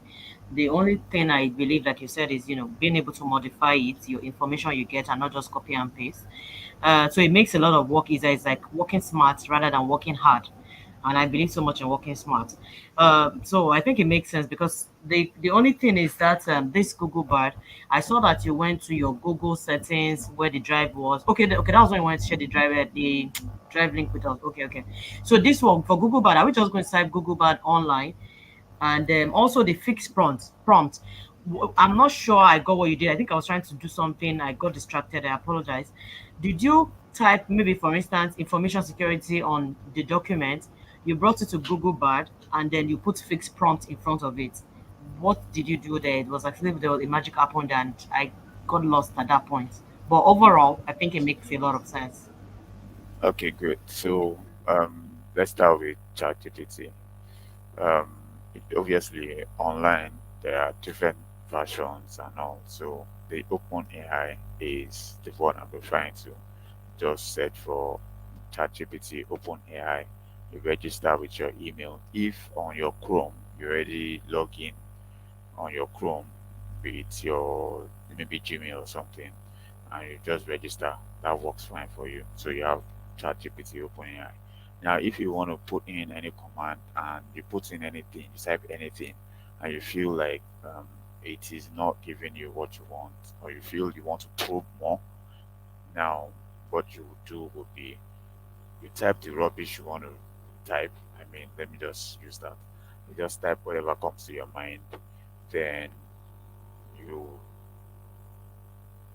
you scroll back to the first um letter, like in front of, okay, at the back of the phrase or before you paste it, just type fix prompt. Fix prompt, two words, just fix prompt, then double column open, double column close, then what you want to ask GPT to fix, you paste it in between. Then what it will do is it will help you rewrite it, and in a way that it will understand and give you the right information in a way that AI will be able to interpret it. So that's that. Now for Google Bard, just go to google.com. Then just type Google Bard, Google BARD, Google one, two words, Google space, then Bard. Then you also register and you have it there. So that's that. Now, if you want to write an article, it's also very useful for article, white paper, anything. What you can do is, um, okay. So, before I go to that, the reason I went to the Google Drive is because I wanted to open a Word document. I wanted to paste my findings there, and that was why I shared it so that you can see. Now, when I'm done with this section, you're going to have an assignment, but I want a situation whereby you can always go back to that document and use it as a point of reference for the assignment, because um, this will also be part of what will be on your CV. Um, so that's a way that I would use that to, put in some stuff on your CV. And so, when we get to that point, um, yeah. So, um,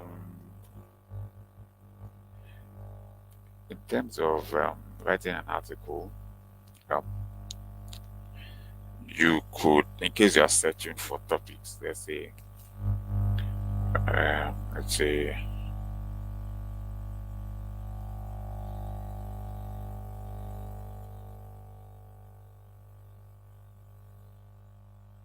so the difference between the Google Bard and the ChatGPT information you have there, because the version we're using, we're not connected to the internet on ChatGPT. Um, this one, the version you have is the 3.5. If you subscribe to the other one, then you have access. That one will be connected to the internet, and you pay an amount, right? So we're just using what we have. So that's why that one is restricted. The information it's going to share will be up to like 2021 thereabout. But Google Bard is connected to the internet, and that's why it's also able to give you a lot more information. So for this one, list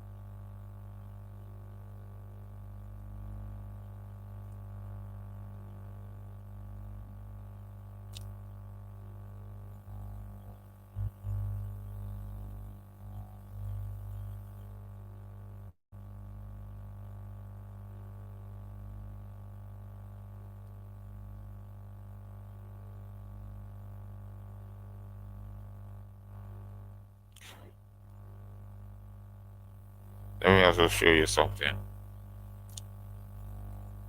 It's just that you have to be careful what you put in there. But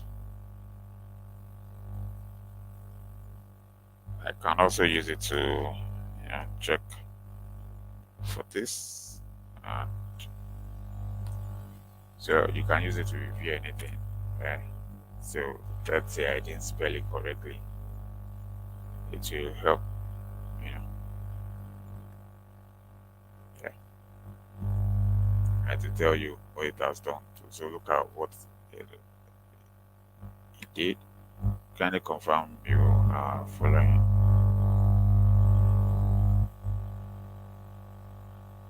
Yes, I am. Yes.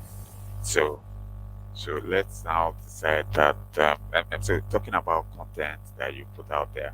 There are a lot of content. Also, let me quickly show you something. Um, so in case you are looking for content, and if you choose, you can start putting out content. Um,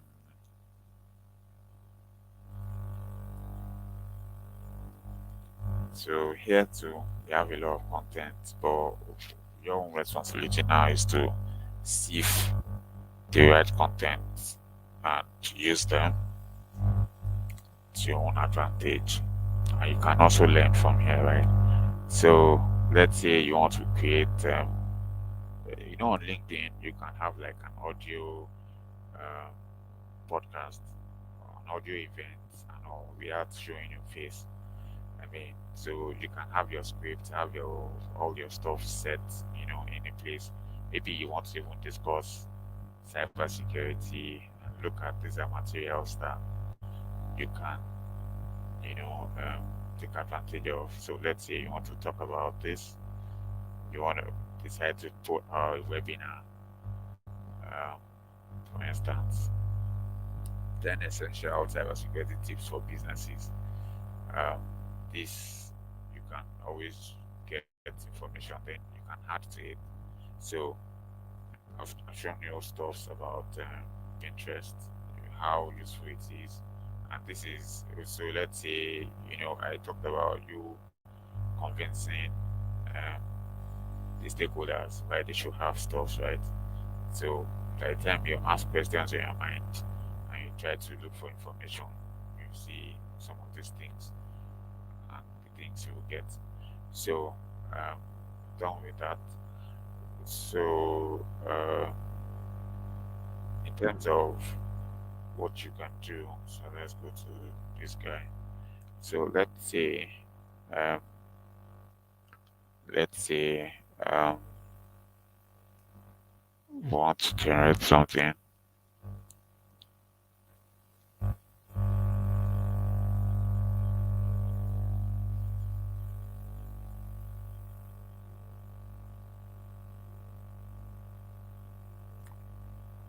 Let's see what we have.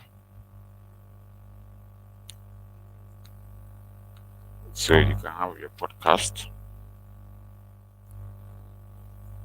So let's see.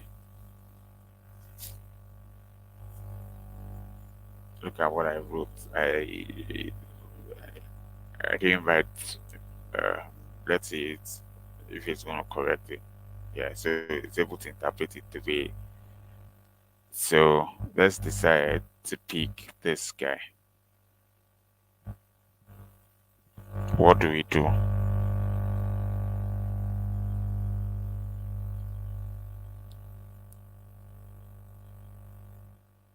So let's say uh, article outline. Let's also say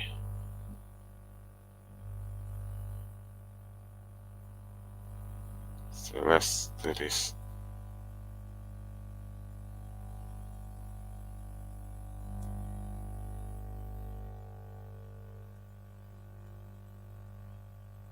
You see. So another thing is there's nothing wrong in getting this information. What is key is provided you um, also reference where you get the information from, then obviously you won't do this word for word. You can phrase it. But I mean, no one can rephrase it. That's all. I mean, just so you pick that line, you can explain it, but make sure that the context is not lost, right? So let's see what we can get. Um,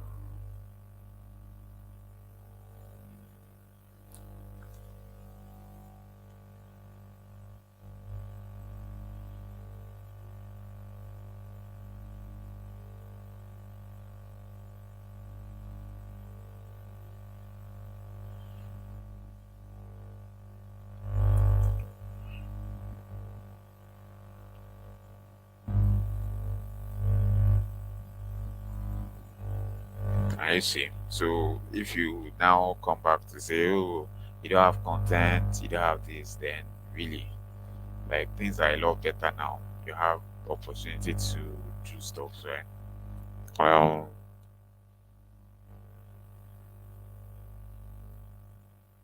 there are a lot of things that you can do. Research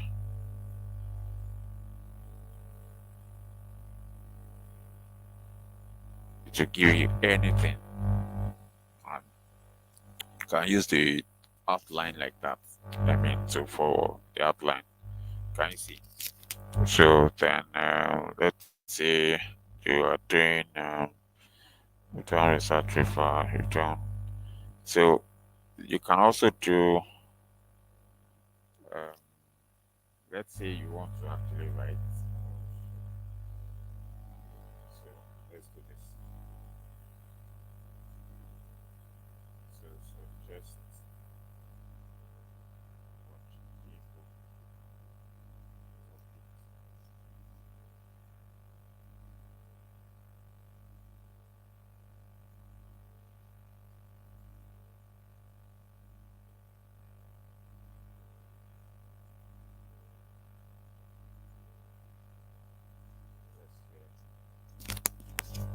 Let's test.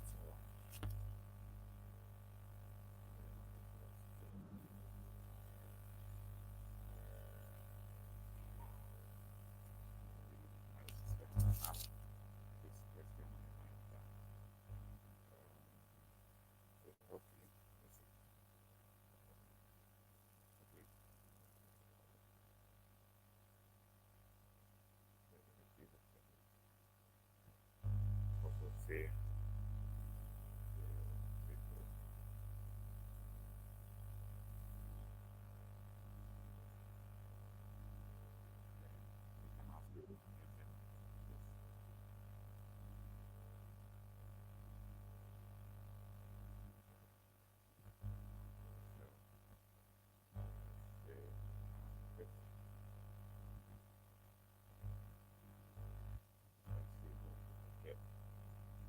so I want to try with the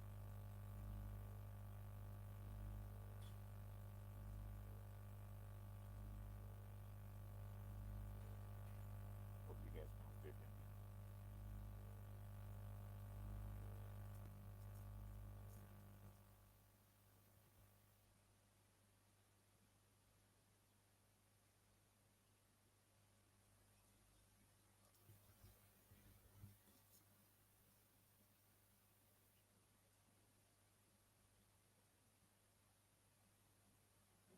Hope you guys can still hear me.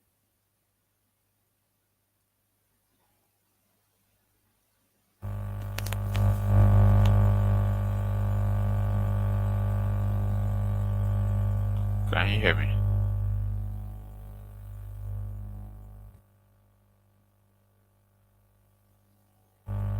Yes, I can hear you now. You were quiet for a bit though. Okay. So I look at the response we got.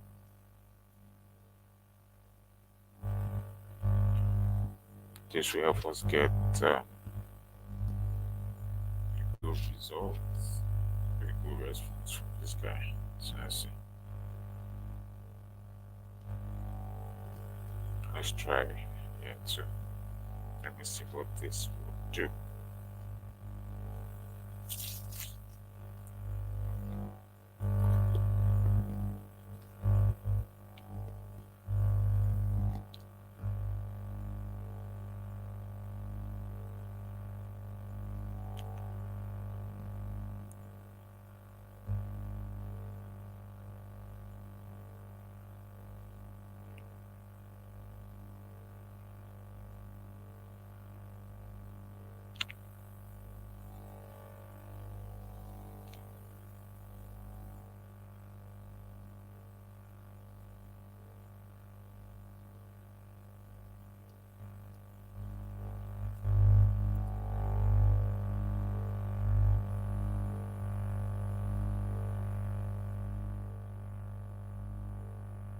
So look at what you have here, right? And so you can use this.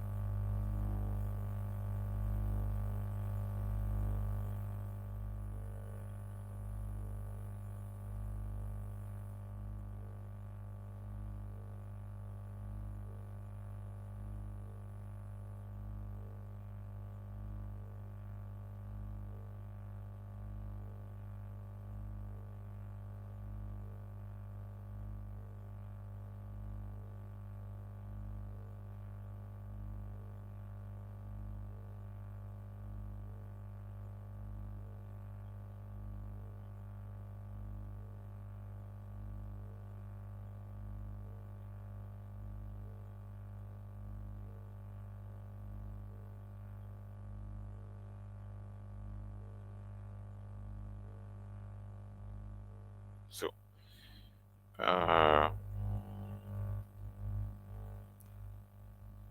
now let's go back to what you need to do. This is important. So what we've done, we've been able to develop this policy here, right? Uh, and this is it. This is the sample. Right. So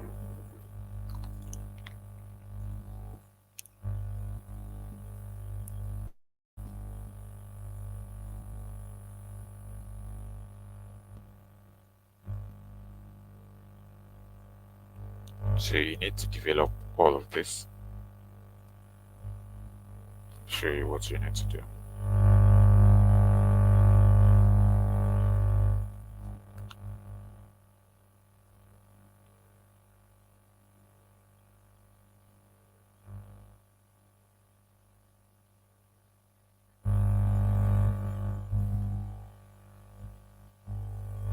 This is a prompt you use.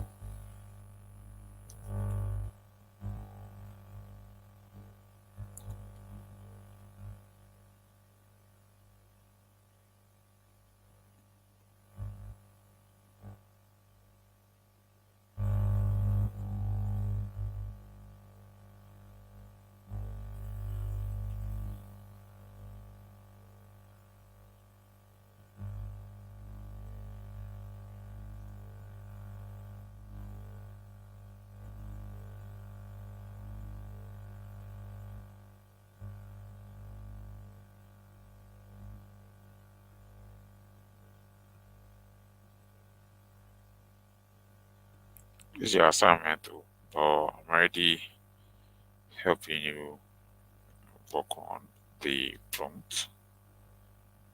I hope you can see what I'm doing, because you have to develop for all of this.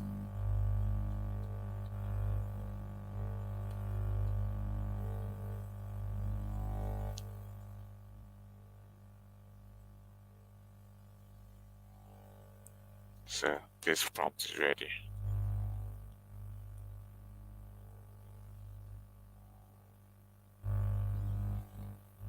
So now I'm doing this for you.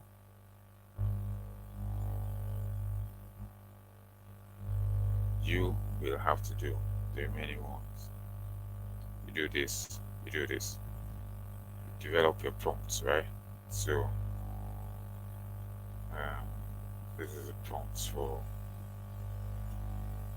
my own assignment, so you have to develop the prompt. So let's see what we'll get from here. I mean, that's one of the benefits of, you know, what these guys can do.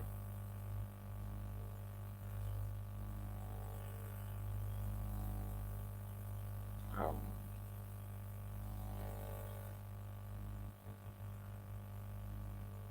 can achieve a lot within a short period of time, and you know this thing will work for you, right? So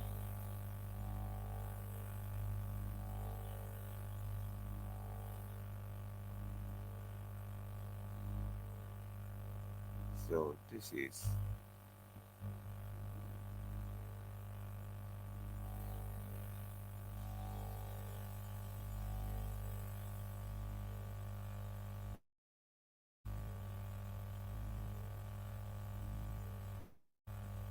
so he didn't interpret this well. He's supposed to develop for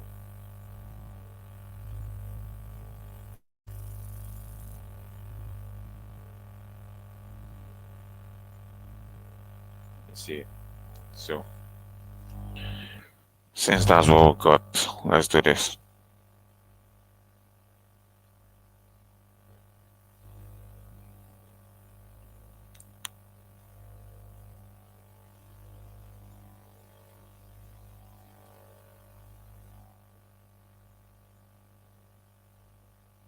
So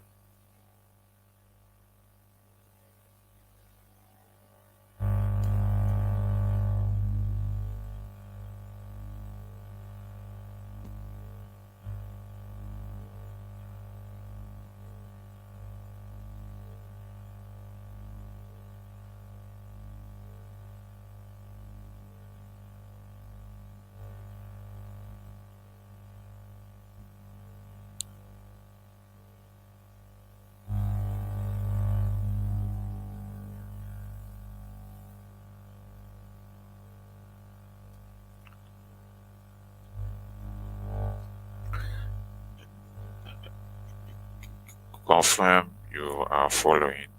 I don't know if you noticed what I just did. I'm writing on the instruction.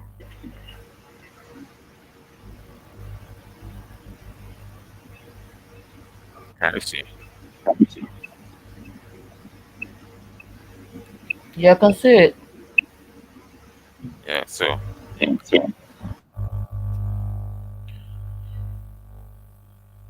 less than 10 minutes, you'll be done with the assignment.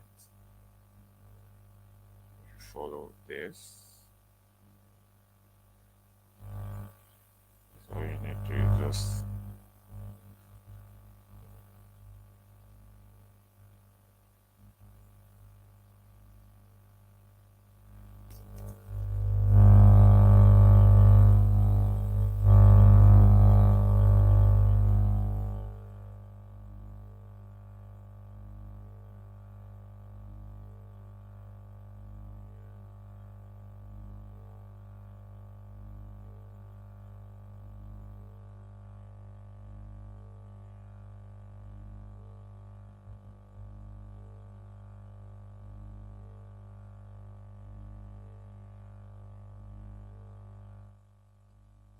so now I'm done with my part. Um, the next thing to do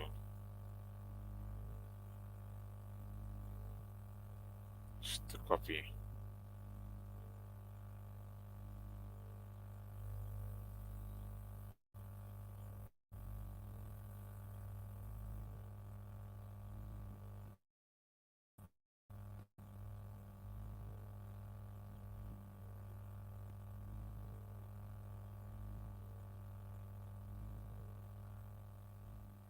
Yeah. So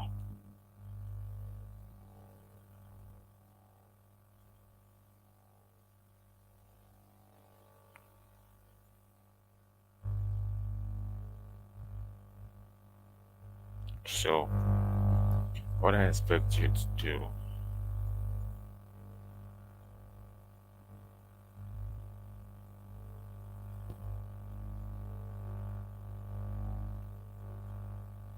is to develop yours and you share with me. Obviously, you have to clean it up, right? So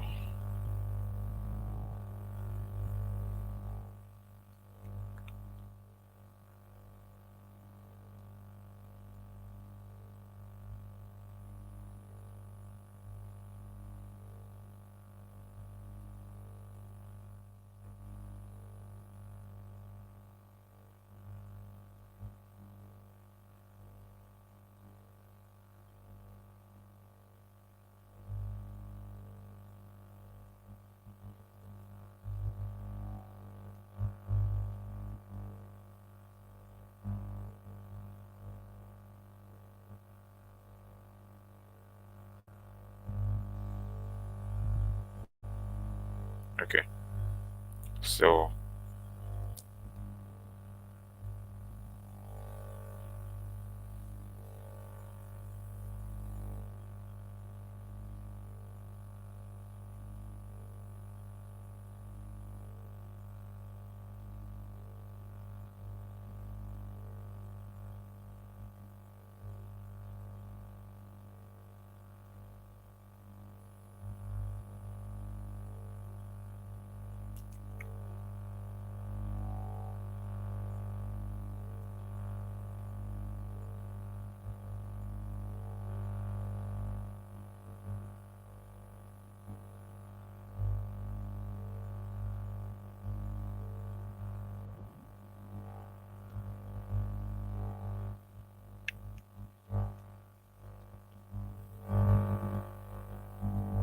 so take note of this.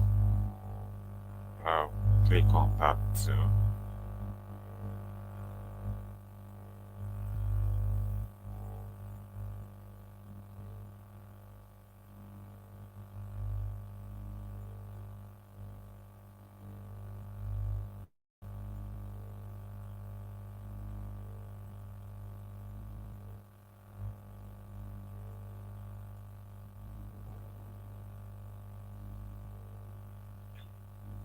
So I'm expecting. So um, this is 1, 2, 3, 4, 5, 6, 7, 8, 9, 9. So I was able to develop around 9. All I need to do is clean this up first. So you are going to have to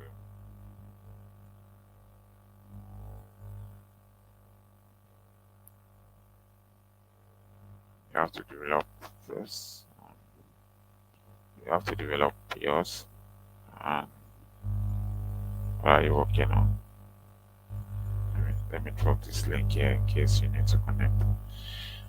So you have to do this.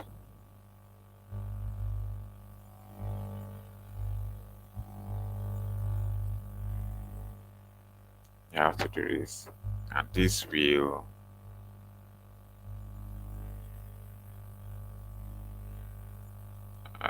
is important for this section, right? So, um, who are you doing this for? You're doing it for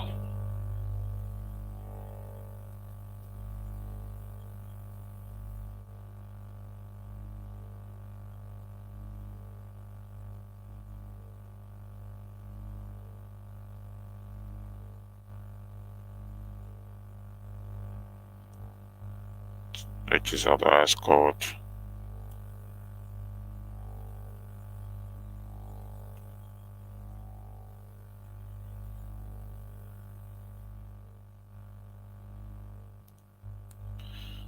as the name of.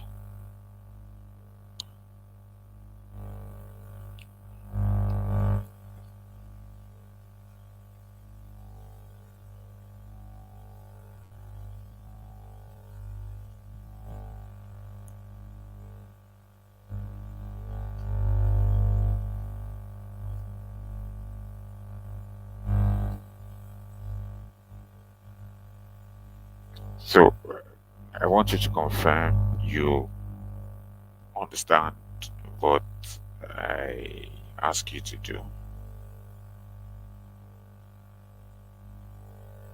I honestly don't understand it, what you're supposed to do. But I know that you put a link in here, you're supposed to copy it. Um, Please, I'm sorry, can you just repeat what you want us to do? It's an assignment, I would like to get clarity on it. Yes. So that's cool. Now I developed all of this Okay, and I pasted it here. okay. All I need to do is clean it up. What do I mean by that? This so I developed it for this name, this one, and this is how it's gonna look, right? So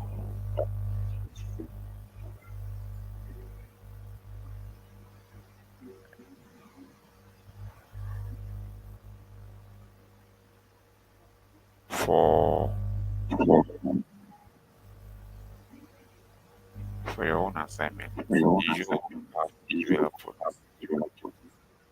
Okay, now I get it. You have to develop for this.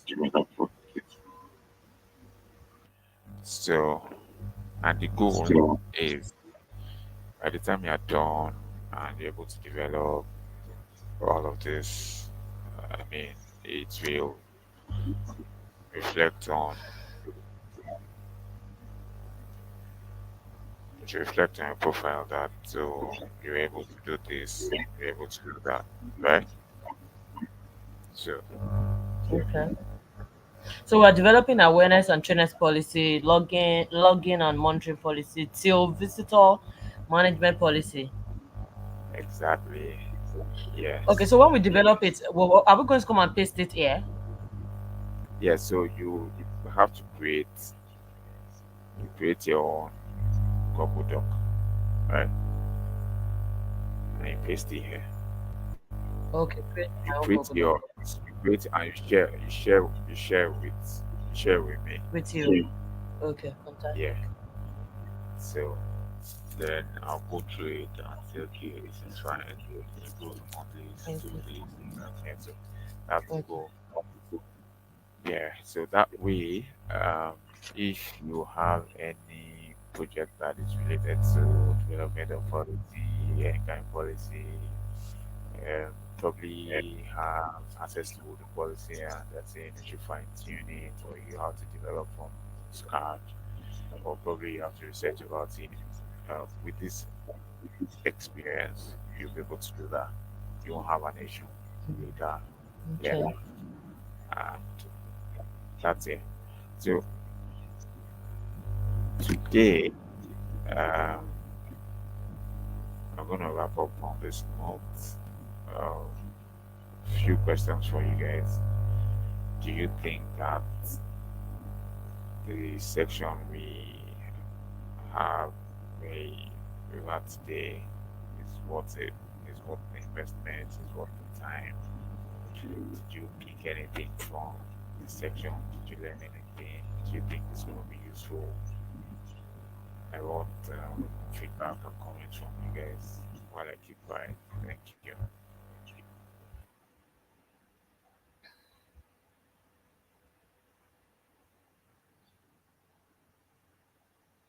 Well, yeah, it's worth it for me. Well done. Wow, I've just been wondering you talking for the past 4 hours. I'm like, wow, it's a whole lot.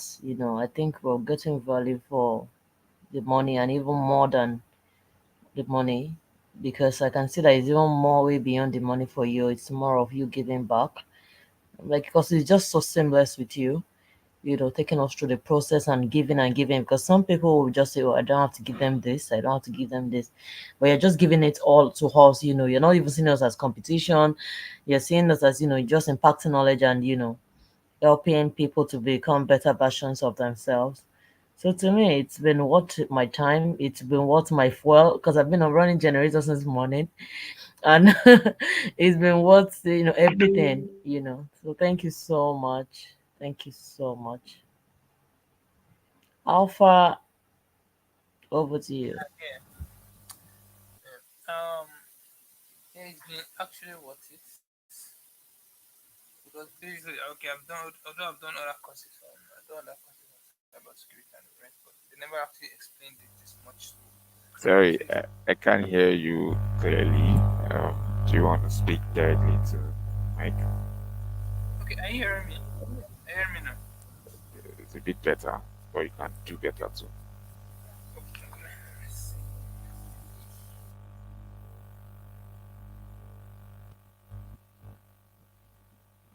Okay, that's true. So, I mean, okay, it's coming back. Yeah, go ahead. I'm clear. Yeah, Okay. yeah, this is Yeah, clear. I say for me, it has been worth it because I actually did some courses on cybersecurity, but never actually gave explanation like you're doing. So I will say thank you, and then it's actually worth it. And for the price too, it's very worth it. Thank you for it though. Okay, great.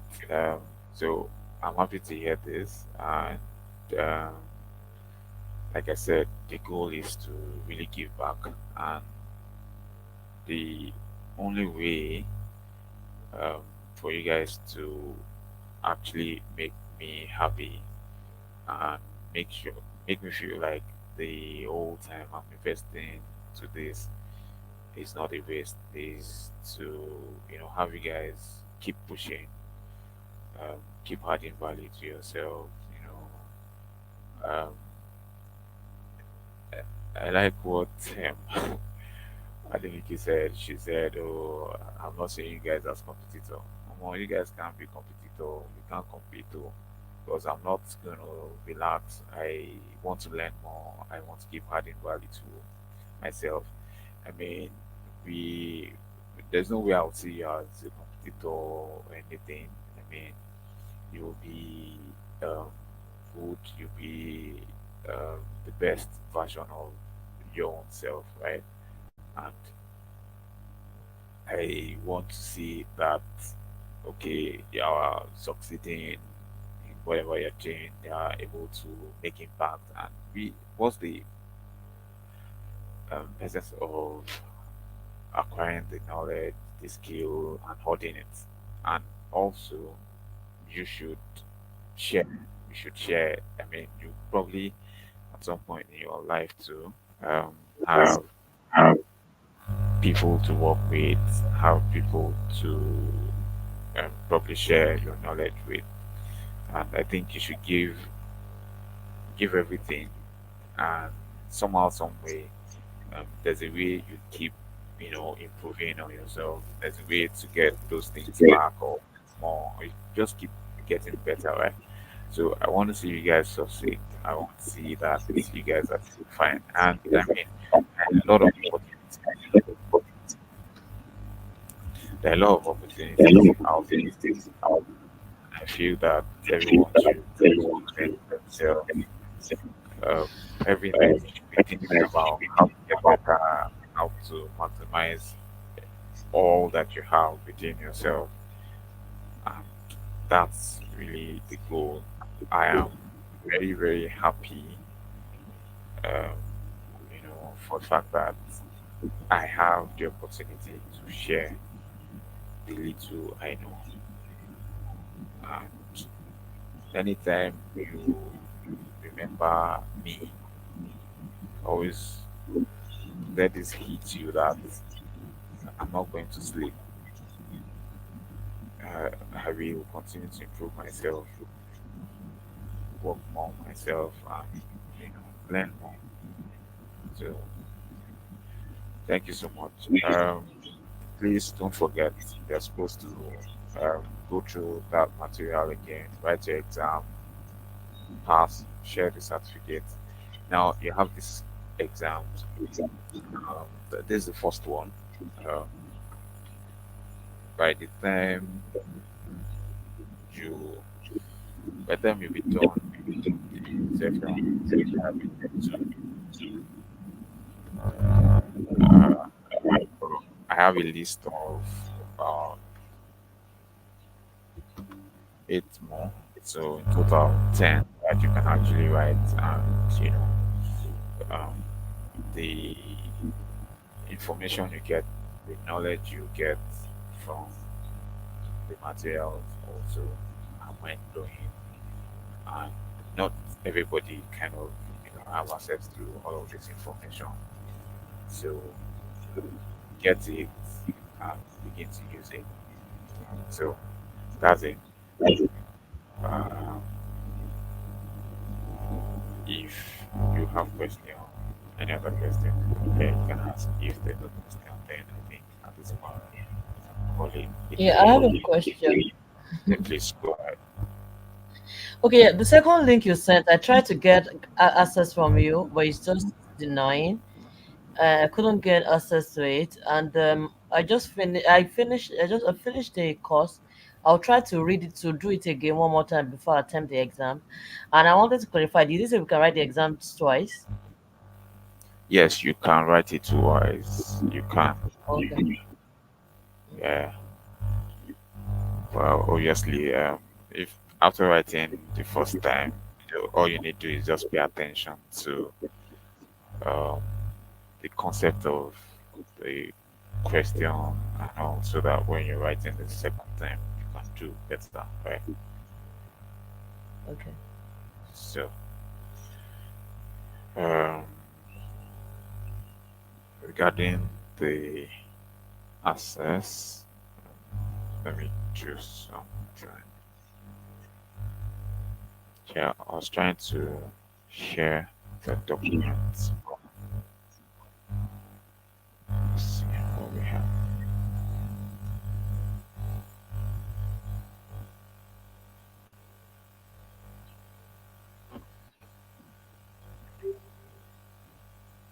For Uh, Alpha, I have a question for you. Is that your real name? Alpha Sofa is like code?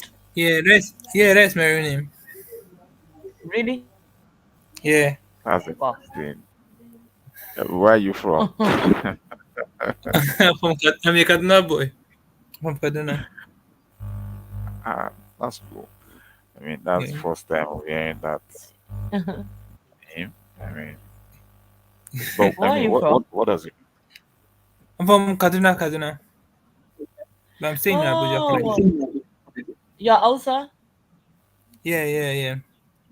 Yeah. Oh, in Nakwana? Wow. Lafiya. Like, yeah, hello. Ina jinka. Yeah, Ina you. jinka. Lafiya. Alama Again, me. I actually I love Hausa, but I can't really speak it. Oh. But the little I can speak, if I speak it, you think, ah, Omo, this girl are Yeah, from it's North. also actually it's not bad. It's not bad. Just those small phrases like Zokochi Abenche, Seri Oh Sape. yeah. We need it. yeah, you're not Yeah. doing bad. Thank you, Banky. Uh, Wow, it's good to know. this man, this one. Okay. Okay, All right. so thank you so much for your France. time. Thank Yeah. So Okay, you. what All right. about the access? Do we need access to the second link you sent? Because Yeah, we need I the asked for access. access. Don't give me Yeah, I think you should grant us access to it because that's where the assignment is, right? yeah, I think so. uh, I yeah, I requested for access yeah, so I'll that grant Google the Docs. access. I think, Yeah, yeah, don't worry, I'll maybe you grant should. the access. Yeah, it's Alrighty. fine. You can go ahead and request for it, but I'll check. Um, all I need to do is check the email, and I'll grant the access. Okay, so that'll Awesome. be all for today. Thank you so much. Thanks for your time. All Enjoy right. your week. Thank you. Bye. Yeah, bye. Bye. Thank you so much. You're welcome. Ah, wow. Amazing, amazing.